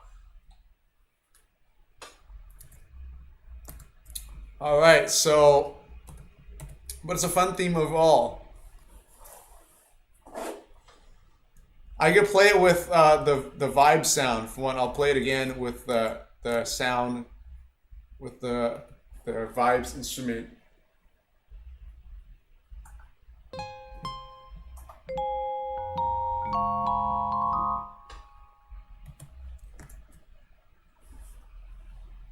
Okay, yes, Jordan M. Holloway. Jordan M. Holloway, let's hear you sight read it on vibes now. All right, so here it goes.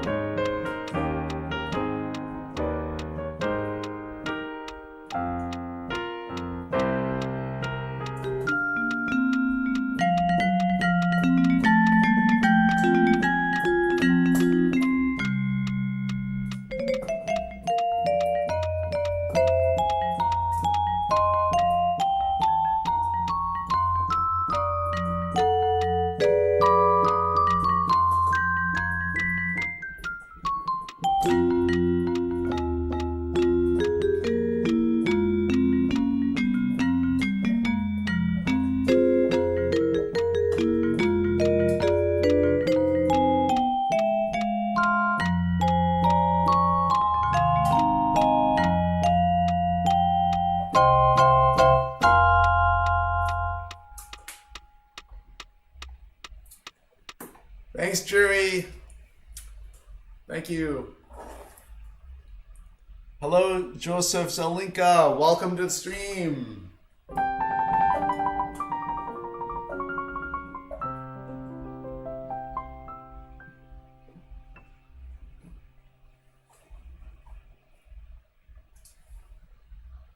All right, so let's go to the next request. Thank you, Ashley Walker. And the next request is by David DP. Could you do a sheet of one of my favorite songs I'm loading? Would love to see you slay the song in a matter of minutes. Send it to emails from Chrono Trigger. All right, let's check it out.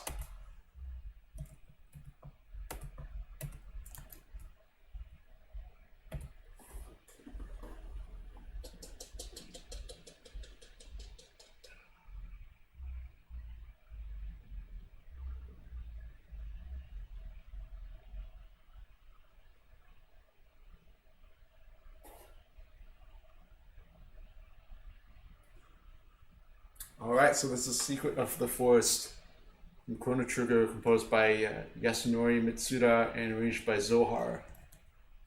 Yeah, Zohar makes good arrangements. I like Zohar's arrangements. It also looks really pretty on the page too. So like Beethoven was also interested in how his music was presented on the music, how it looked on the page as well. So that's I also have Quarters of Time arranged by Zohar as well. That's also it's also really well made. Okay, it's the key of D flat major, but it starts in the subdominant here. All right. So here goes.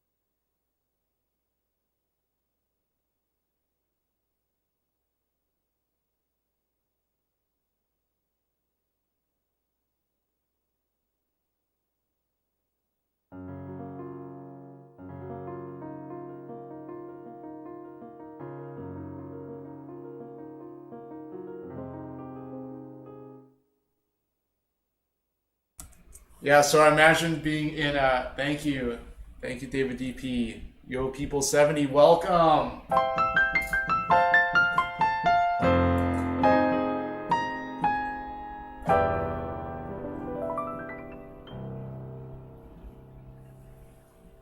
Hello, Omanji's a bear.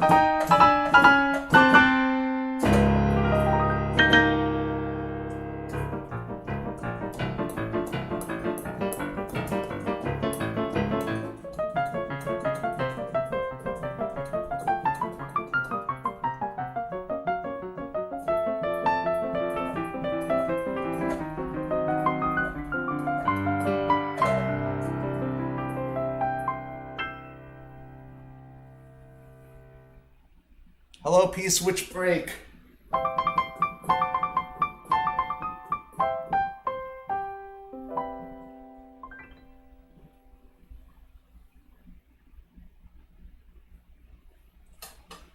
Still muted? Alright, how about now? Okay, so... Hello. Okay, so... Yeah, so those are some introductions for OMG It's a Bear, P-Switch Break, and Yo People 70. It was Yo People 70 first, and then OMG It's a Bear, and then P-Switch Break. So, that was the same before. The Secret of the Forest is about I imagine being in a forest and imagining the dark green colors and the dark colors of being in a forest.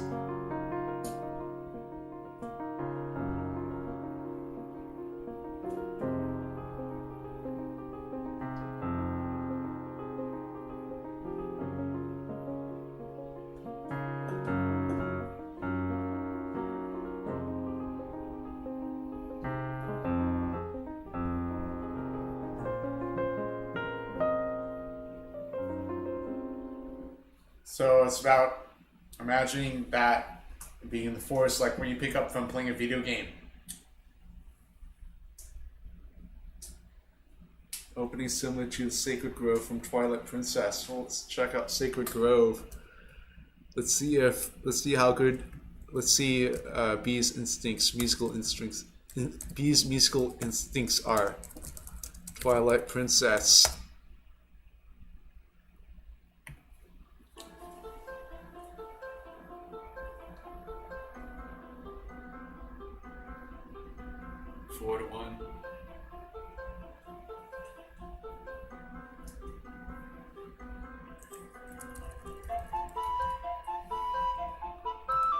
Yeah, it's has that same sort of feeling to it. Musical instincts test time. So that was like...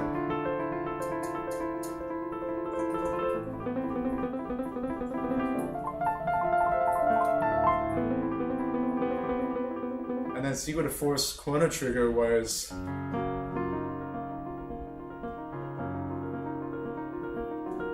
But in this case, the bass went down half a step. It didn't go down a perfect fifth of what I heard. So this...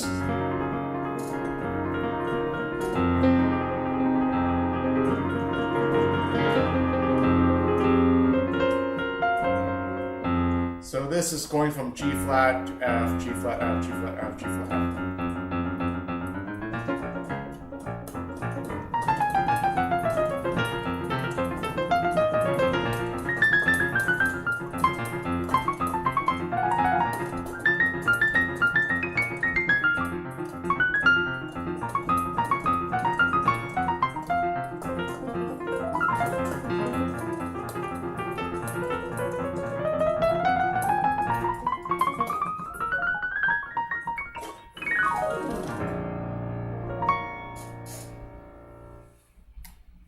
Wow.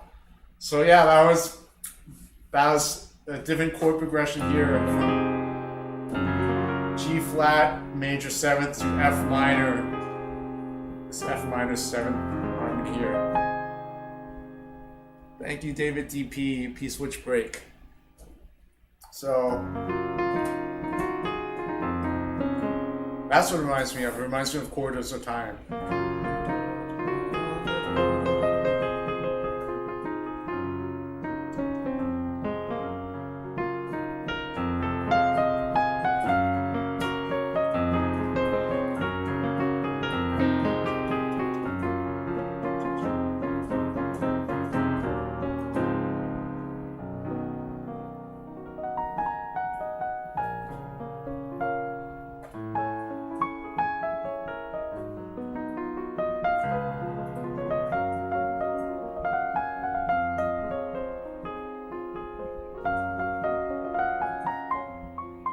Stephanie, oh, thank you for the super chat. Yes, I can play my original music from earlier.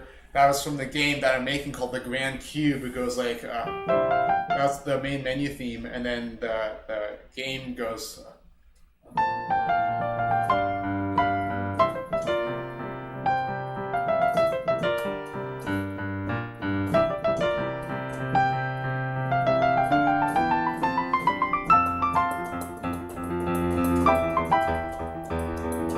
So I'll play that later. Let's get to the next super chat.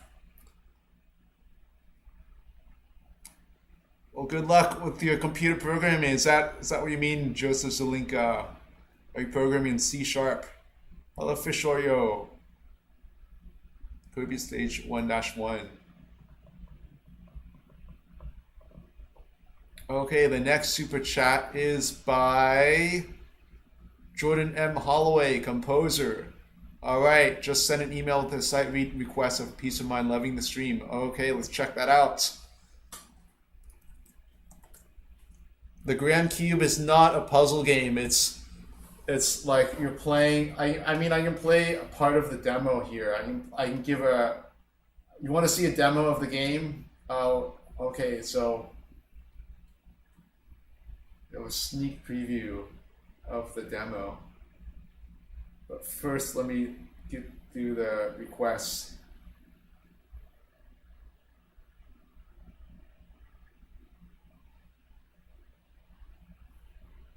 Number 2, jet streams. Okay.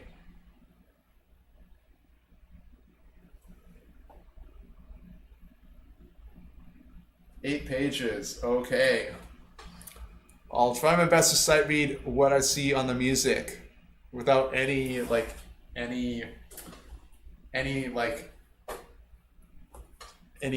assumptions. It's all text-based and there's a lot of data entry involved, so it can get pretty tedious without some beautiful music to listen to. Thank you, Joseph. Here's some beautiful music.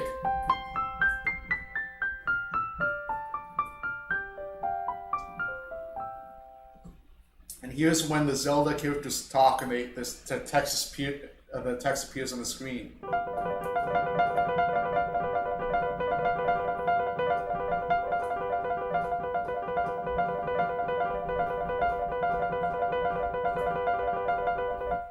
So that can be pretty repetitive, right? If that's played all at the same time. But what if I vary it? Like.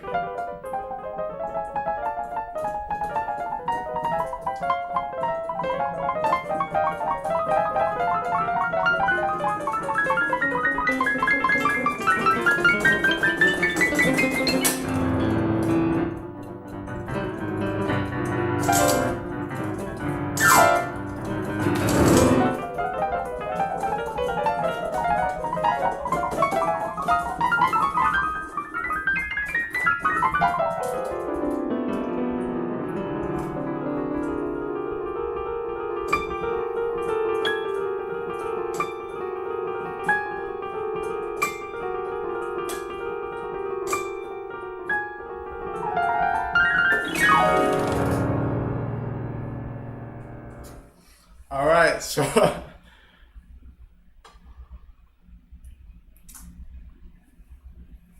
Brace piano and a half. Karate chop.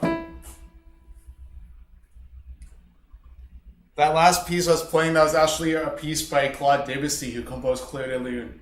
It's called Fireworks. So this piece here is actually a piece. It's called Fireworks, or Joe d'Artifice.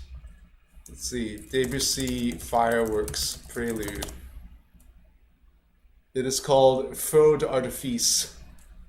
So that's a Debussy Prelude. Text-based games are serving all my needs, though. Okay, there you go. Hello, Undertaker 503.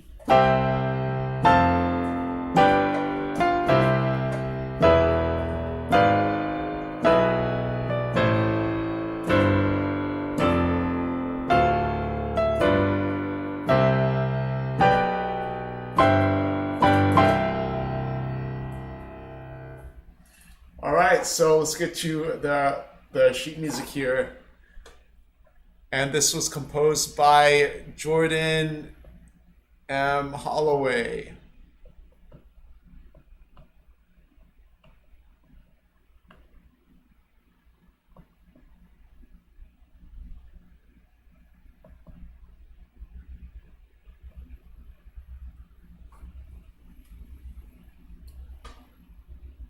Lego Vivace half note equals 105. Well, I'm not sure if play a half note equals 105.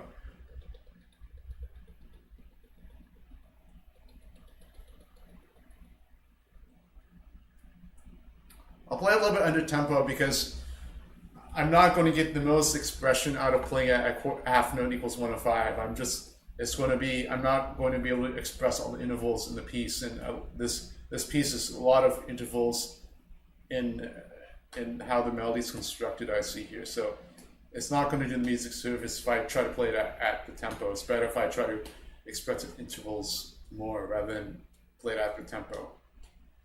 So you'll just have to imagine that it's you can play it at twice the speed later in like the YouTube playback if you want or something like that.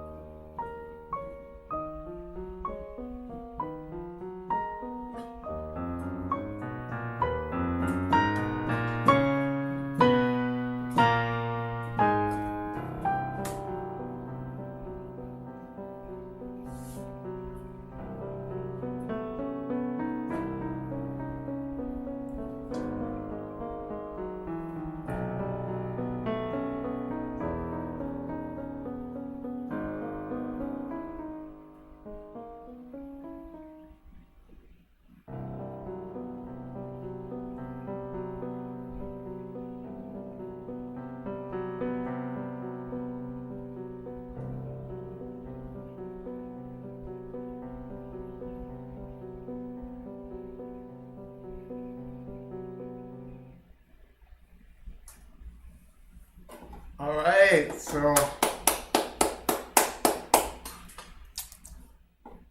there's a composition by Jordan M. Holloway.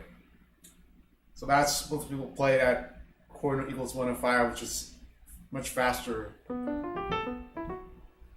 So there's a lot of notes here. I wasn't sure if I was playing the correct notes or not in some places. It's because there's a lot of shifts in the notes and harmony, so I'm not used to that. But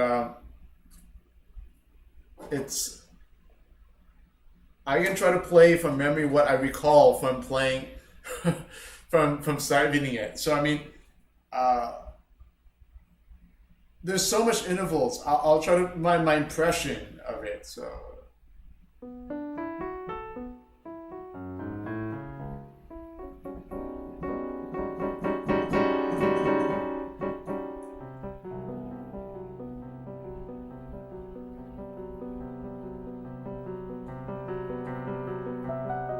So I mean, it's for audience. It's I think I don't know. I try to memorize it as much as I can. I mean, from sight reading, I cannot get all the details, of course. So a lot of these details are in the intervals between and how the melody is constructed.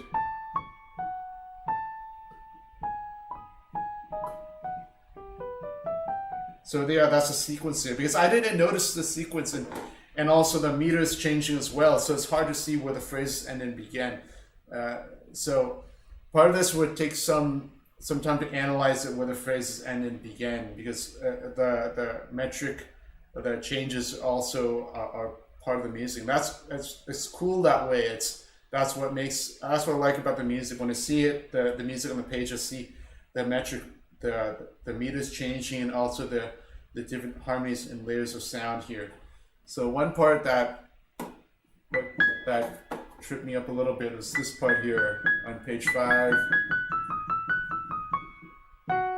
This is some sort of ostinato in the right hand, almost.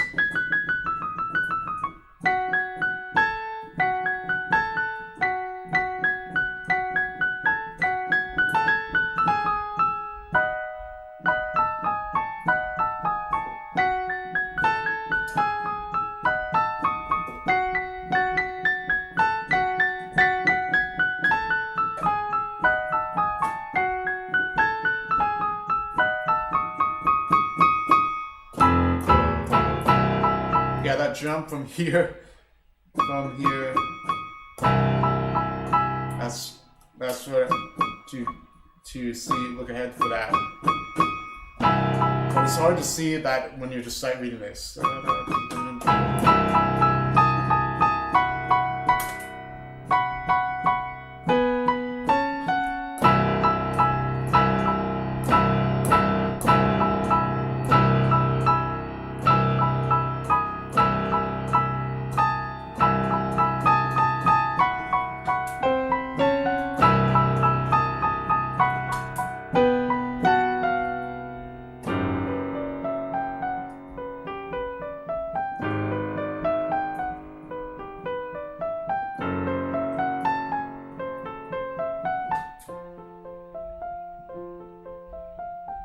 So then there's dynamic contrast with this motive here.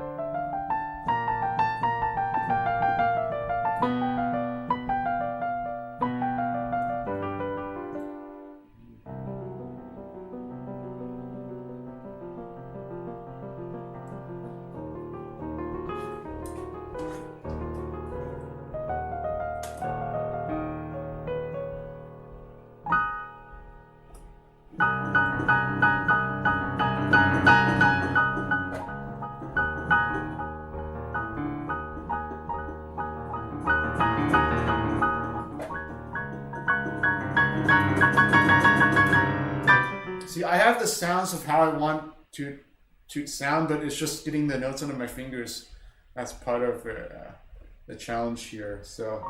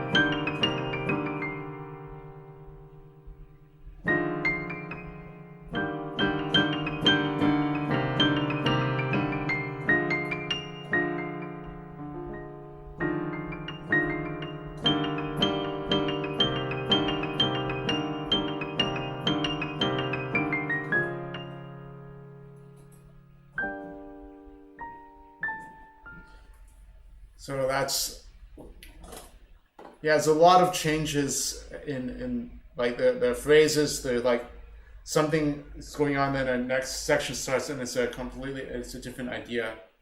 And there's a lot of contrast. So that's what makes it exciting. Hello, Gail Solis.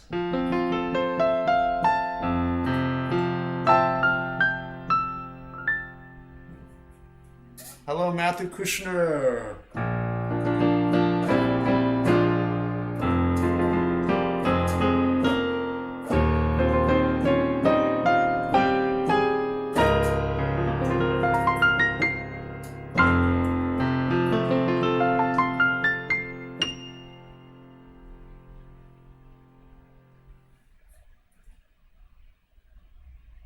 So much time signature changes gives me Mark's flashbacks.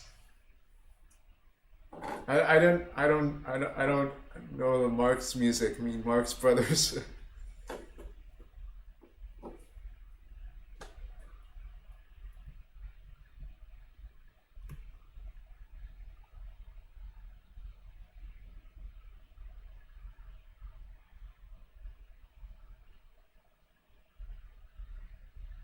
Sebastian, I still don't get how Kami has less than X million subs with the quality of the content in the production. Thank you. I mean, again, like, I think it's just the audience. Like, you need to find the audience for the video game music. I mean, when I first started playing video game music, when I made the Super Mario Medley, like, YouTube wasn't out, right?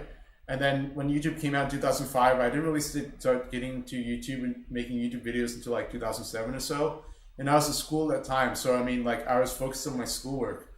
And so, I mean, probably back then the audience would have been like more into what I was doing now, because right now a lot of people are doing what I'm doing. I mean, they're also playing video game music on the piano, and some people are getting have a bigger audience. So, you know, it's about finding the audience of what you're doing. And I think the piano chess is like, again, it's like bringing a new audience to it, because it hasn't really been done like consistently. So that's what I find. Like, it's fun to have like to stream. Like, I'm getting like 200 to 300 concurrent views on Twitch, so it's fun when I've streaming for the audience. And you know, I feel like, you know, I didn't change like who I am as a person. I just combine chess and piano together, and that's how I found my audience there. So hopefully, you know, I'll continue doing the streams, and I'd like to build the audience that way. So, and I applied to be a Twitch partner, so hopefully my application will be improved, and then I'll be a Twitch partner, because I fulfilled all the requirements, such as streaming on 12 days, streaming 25 hours within like 30-day period, and having over 75 concurrent viewers. So you are way beyond video game. A lot of amateur pianists would appreciate it. Thank you. I mean, yeah, I know some people are playing classical music on YouTube and they're getting a big audience for that. So, I mean, yeah, I mean, these days it's about finding an audience these days. I find like the way the atmosphere has changed. Yes, you can specialize in video game music, anime music, and you know, develop a channel that way, or you can just find an audience that resonates with what you're doing, like for piano chess. So B, I think I'm not sure if that's completely true. I think the exclusivity clause in the Twitch partner contract is that you can't stream concurrently on YouTube and Twitch. You can still stream, but you can't stream the same content. Or you can post things on YouTube, but you can't like post it like with it after. You have to post it after 24 hours after the stream. That's as my understanding. I mean, I'll check out the contract when I see it, but I believe it's still possible to stream on other platforms, but just not concurrently. Like, I can't stream on like YouTube and Twitch at the same time and the same thing. That wouldn't work. But Twitch, they do have an exclusivity contract, exclusivity clause in the contract, meaning that like if you stream on Twitch, like that content is exclusive for Twitch for like 24 hours. Like Twitch owns that content for like 24 hours after the stream ends, and then they release that exclusivity after 24 hours. So you can you can upload like a Twitch stream. Like if I stream on Twitch in 24 hours, I can upload that stream to YouTube.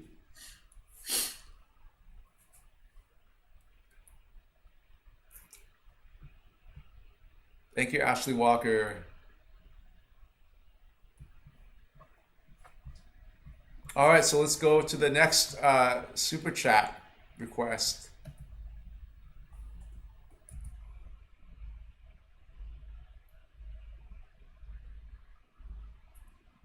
And the next super chat is by Peter Banner. Thank you again. Hope you're enjoying the stream.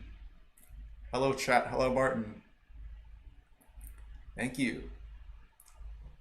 And the next request is by Stephanie O. Could you play your original music from earlier? So I can play you the demo from the game. So you're very welcome, Jordan M. Holloway. Darren W. I know somebody who streams on both YouTube and Twitch while he's a Twitch partner. Well, I don't think that's technically, that's not following as my understanding of the contract goes. Technically, that's not what Twitch partners are agreeing to do. But I don't know what his contract is. So he might have he might have negotiated with them about something. So I don't know. I can't speak for that unless but my understanding is that the normal contract is that the exclusivity is for Twitch, so you can't stream on Twitch and YouTube at the same time.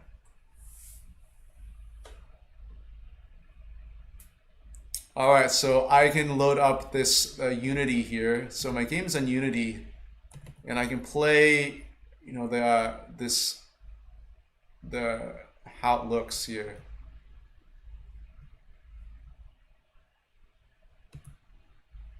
This will be a world premiere of my video game. And I'm working on this, from time to time. So this is still a work in progress. So there's still a lot to be worked on. So it's nowhere near like where I'm ready for the game to be at, but it's like, yeah, it is what it is. Okay, so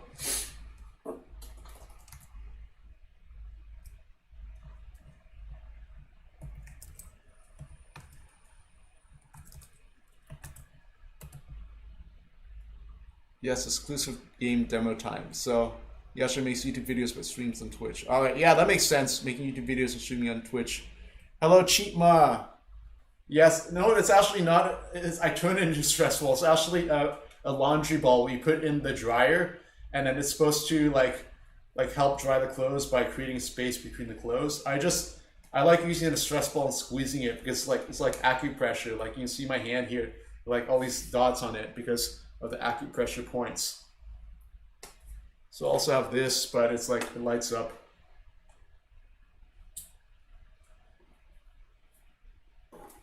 Hello, Vaughan Neves. Martin Ramley got here today, but seeing a Super Mario Medley video got me into playing piano a while ago. I'm very thankful for that. Well, that's great. I hope you continue playing the piano. And yeah, Mario music is a lot of fun. So if you can play Mario music, learn some Mario music, that's a lot of fun.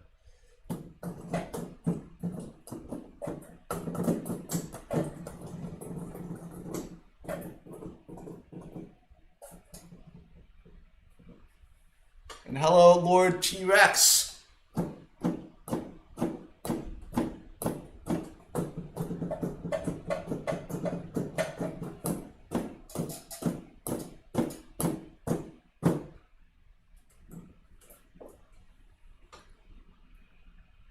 Oh, the piano's muted. All right, so I have to do all that over again. That's because I set the refresh button, the mute button as F5, and then whenever I refresh a window, that actually mutes the mic. So I need to change that keyboard shortcut. All right, so basically what I played was the Voronev's. I played a theme for Voronev's appearance on the stream.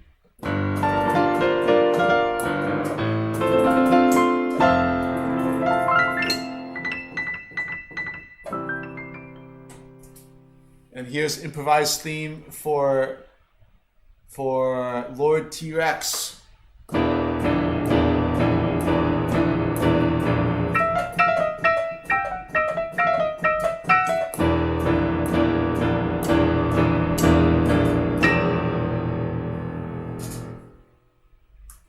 Thank you, Lord T-Rex. Hello, Cheat Ma.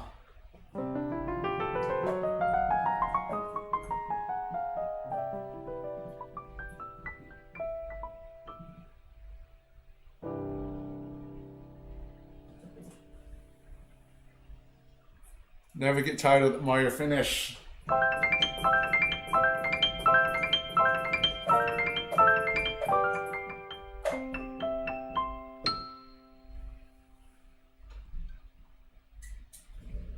Thank you, Mr. Bakayama. Yes, Sephiroth's theme. You can't be live on YouTube and Twitch at the same time, but you can upload Twitch video after 24 hours to YouTube. Yes, that makes sense. Fish show, yo. Fish show, yo.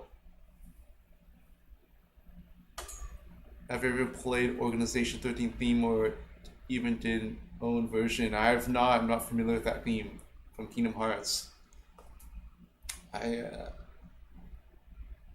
not familiar with that theme. Alright, so game demo time. So here is the... I'll show you what I've been working on. Let me go to the menu here. Let's see, the credits menu. Okay, let me see. Let's start it here. Control space. All right, let me do our screen thing.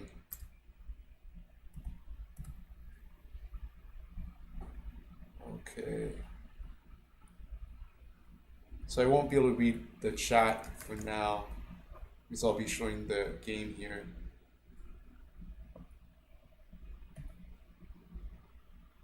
Okay, display capture.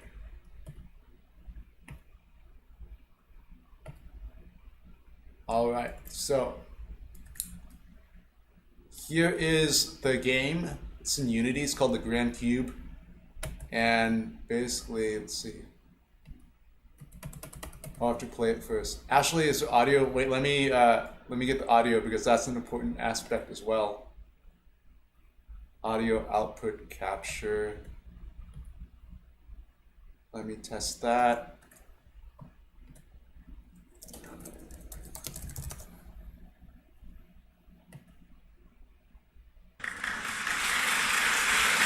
Okay, so you hear that? Hear this? You all hear the music?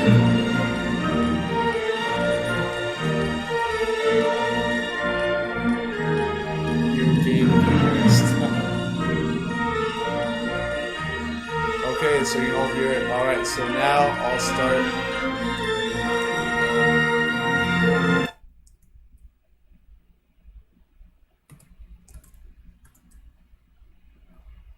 So here is the part. Okay, I'll play it here. So this is the main menu. It's just text here. You put the mouse over it. The button changes color. I worked all the things here. I scripted myself. So start. And now here you are the red cube here, and then you use A or D to move left or right. So basically, you want to avoid these blue blocks here. Here's the score here. So this kind of like snow, like slippery. There's no really friction, not much friction. So you have to avoid these blue blocks here. So this is the first level, so I didn't want to make it too hard. But basically, you have to master these controls. You have to make sure you don't slide off the map either.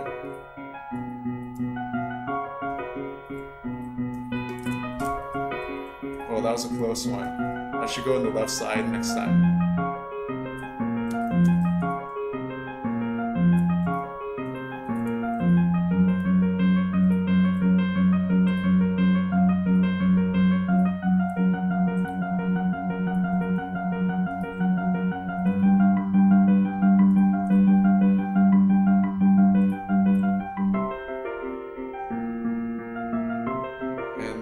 That should have triggered an end level.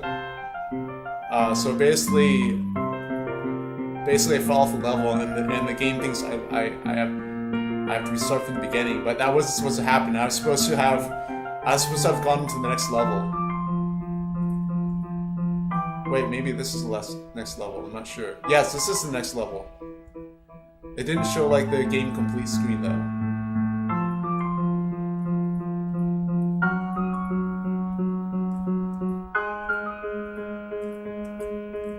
Wait, no, this is the first level. So anyways, this is what happens if you fall off the map. So you fall off here, it's like, whoa! So you see the platform is way up there. And it just restarts. But let me see if I can get to the next level. So here, instead of the cheat is just going to double click this level here, and you automatically warp to the next level. Okay, so here's the second level. It's a little more difficult. I'm working on setting the objects here. So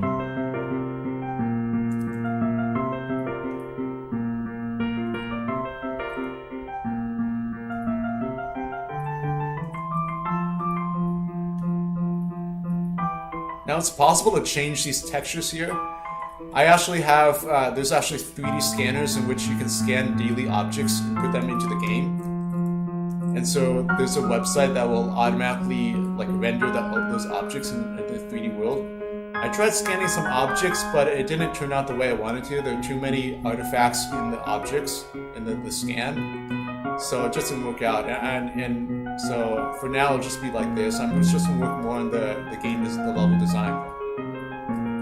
Whoops, I don't know why I got thrown off like that. There's like a bug in the game like that, but I have to fix that. Anyways, that's the demo there.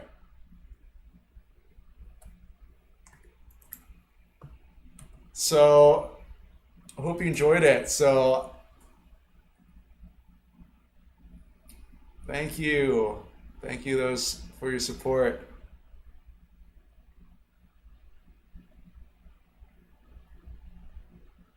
Yeah, so I can like export the game to different platforms, like different devices, and put it on the web. So yeah, it said the obstacles past the music. I kind of did that. I had like a certain key change in the middle, but it's like the music's basically an MP3 file, and then basically what it would be like the objects passing, but then the objects, they tend to speed up over time. I'm not sure how to control that. There seems to be some acceleration of the player's movement, so I'm not exactly sure how that's controlled, and so what that means is that there would have to be like an acceleration in the music. It's a little bit complicated to sync that with the music, so that's the challenge. I mean, Unity, you can do a lot with it, but at the same time, there's so many variables you can change as well. So it's like there's so many things I want to do with the game, but then I have to learn how to do it, like programming it. So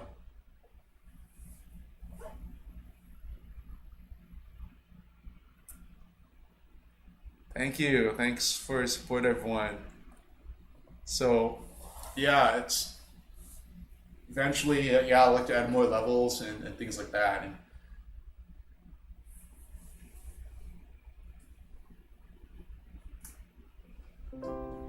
it's really fun to learn about all this stuff. Game design is wild. Yeah, so there's a lot to learn, like in game design, and so I'll be taking a video game design course actually this summer, and I'll be learning to program my game, like because I learned this from the tutorial on YouTube.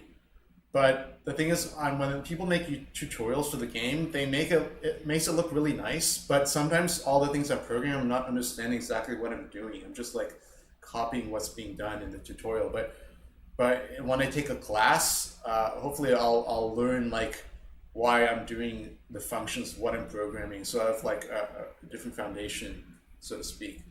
And then I'm also taking an animation class too. So I'll be learning how to animate. So it's like funny, like I got my piano performance degree, like my doctorate. Now I'm majoring in like game design now. It's like my actual major is like a junior level game designer. It's like 6 units of classes. So I mean, hopefully I'll be able to manage my time to still stream and also take these classes too, because I feel like once I can take these classes and make my own games, it'll be really exciting.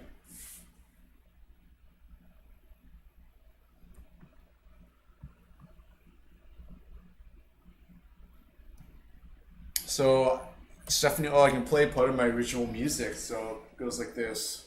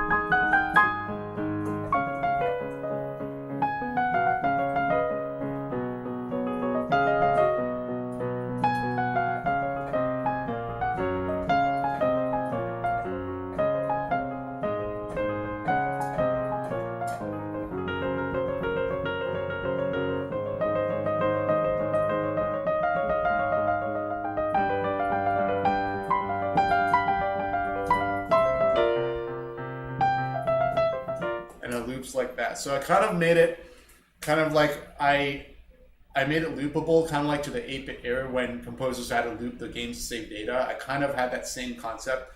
So I didn't just like spin out a fantasy and have it none repeat. I tried to make it loopable. I mean, for better, for worse, I don't know. It's not my final decision. I mean, it's not the final edition of the composition. I might make it like just a complete fantasy and have the music just not looping. Yes, I mean, exactly, Fishorio. I mean, it's all about time. I need time to program the levels, compose the music, and things like that, all these different things. I mean, most of the time I haven't spent on level design, mainly on like writing scripts and scripting. Because like I can show you the scripts I did in C#. It looks like this here. So say open up like like player movement, for example. This is in Visual Studio and it's a community edition, so it's free. So this is loading up the scripts here. So this is what I'm typing here. Like all this is like what I typed from the tutorial. So I didn't like I'm not like I just access all this information, put it here. I followed a tutorial, but like you see, like all the scripting here is really detailed and things like this. So all these different files of these different scripts here. So like I'm going to learn like how all these everything works like this.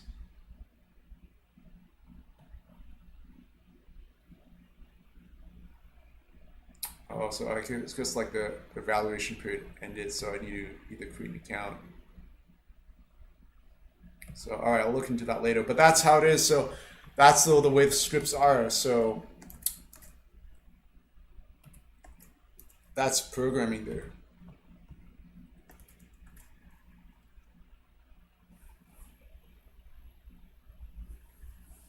Could just find the velocity change script and set it to 0 to keep constant speed. Possibly. That, yeah, player movement. B, are you familiar with scripting? It seems like you have some grasp of that. But it might be in the Unity already in one of the options. It says add force, sideways force, time dot delta time. See, it's not adding force as far as I know.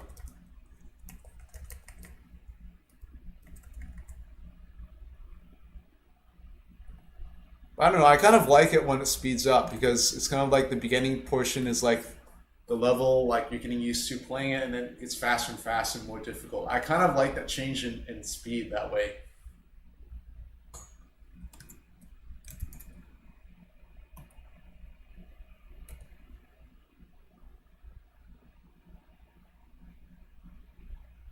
I'm sure you got this a lot, but did you learn C# yourself? Cheatma? Yes, I am learning C# myself little by little at a time. I mean, I didn't like download the script and just like copy and paste everything. I typed in the script myself. So I'm learning how the scripting goes, and so there's a lot to learn, obviously. So that's what I'm working on.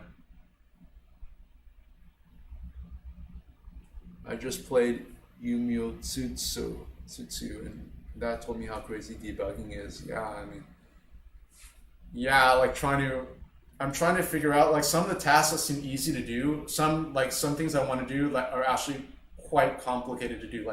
Like when the level ends, like when you fall off the level, example, you crash into an obstacle. I want to have new music play, like the game over theme play, but also have the level theme music end. So in order to do that, you can't just add the level music, the game over theme, because what's going to happen is the game over theme is going to play on top of the level theme. So I have to write a script in order to stop that level theme and then play the game over music theme. And I haven't figured out a way how to do that. And so that's a tricky part. I looked on YouTube. There's some people that they have different solutions to doing it, and some of it doesn't work. Yeah, one semicolon, your game crashes and you have an infinite loop. Well, yeah. So these days in visual and the visual community, they have like an error checker, so they'll show like in a line if something's wrong. So hopefully it's not like that drastic, but it's like the semicolons, they do make they can make or break whether the game runs or not. Thank you, Olivia. Thank you. Bye-bye. Have a great rest of your evening.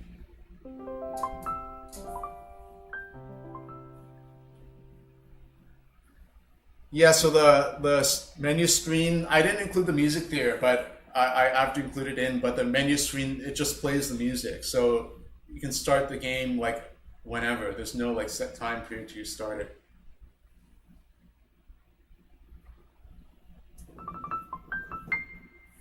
All right, so that's all the requests are. So now I'll end the stream and then we'll continue with piano chess on Twitch.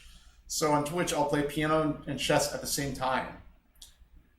So here's my Twitch channel.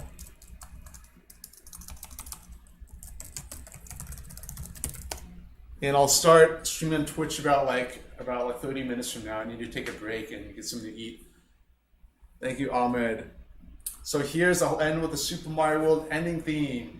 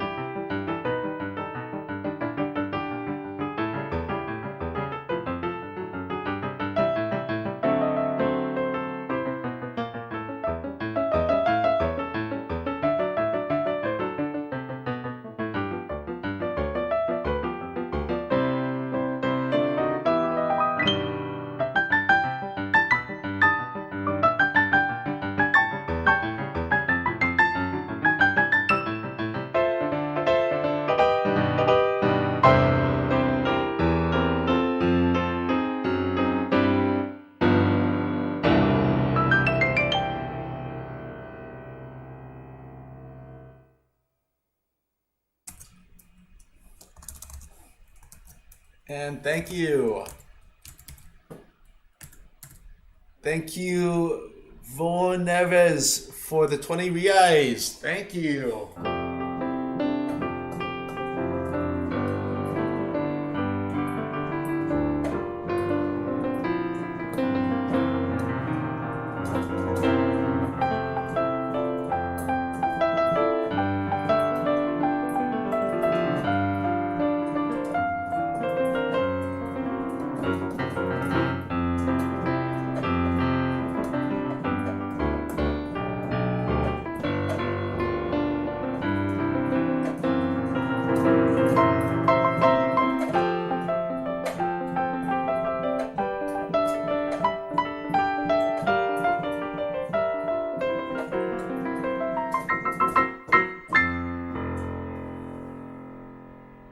Thank you. Yes, that's the girl from Ipanema. Actually, when I was in Brasilia in the elevator, there's actually this theme that's played in the elevator, and I never figure out what the theme is. So I'll play it for you if you can recognize what it is. It goes like this. I forgot which key is it. Yeah, it's an F sharp major. So it goes like this. It was played in the elevator in Brasilia.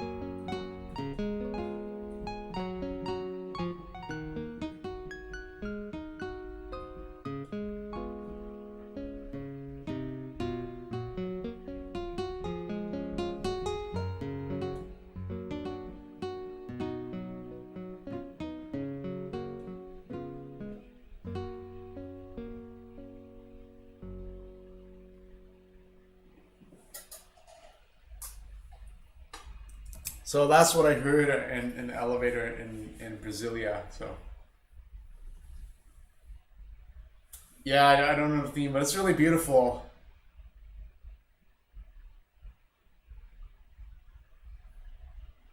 Hear water rushing. I don't hear any water rushing. Maybe had an elevator. All right, so that's the end of the stream on YouTube. Now I'll continue on Twitch. So thank you for joining the stream, and we'll continue some piano chess fun on Twitch. So thank you to the following people who donated and or sent a super chat and or a super sticker.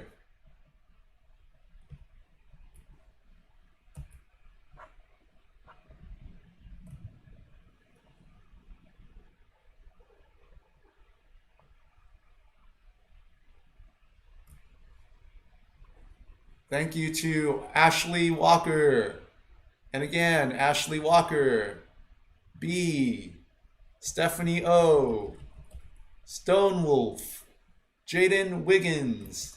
And again, B. And again, Stephanie O. And again, Stephanie O. And again, B. David DP. Jordan M. Holloway, composer. Peter Banner. And again, Stephanie O. And last but not least, Voen Neves. Thank you. I need sleep, says Stephanie O. Well, have a great sleep, Stephanie O. So thank you, everyone. And the stream will continue on Twitch. So see you on Twitch in about 30 minutes. Bye-bye.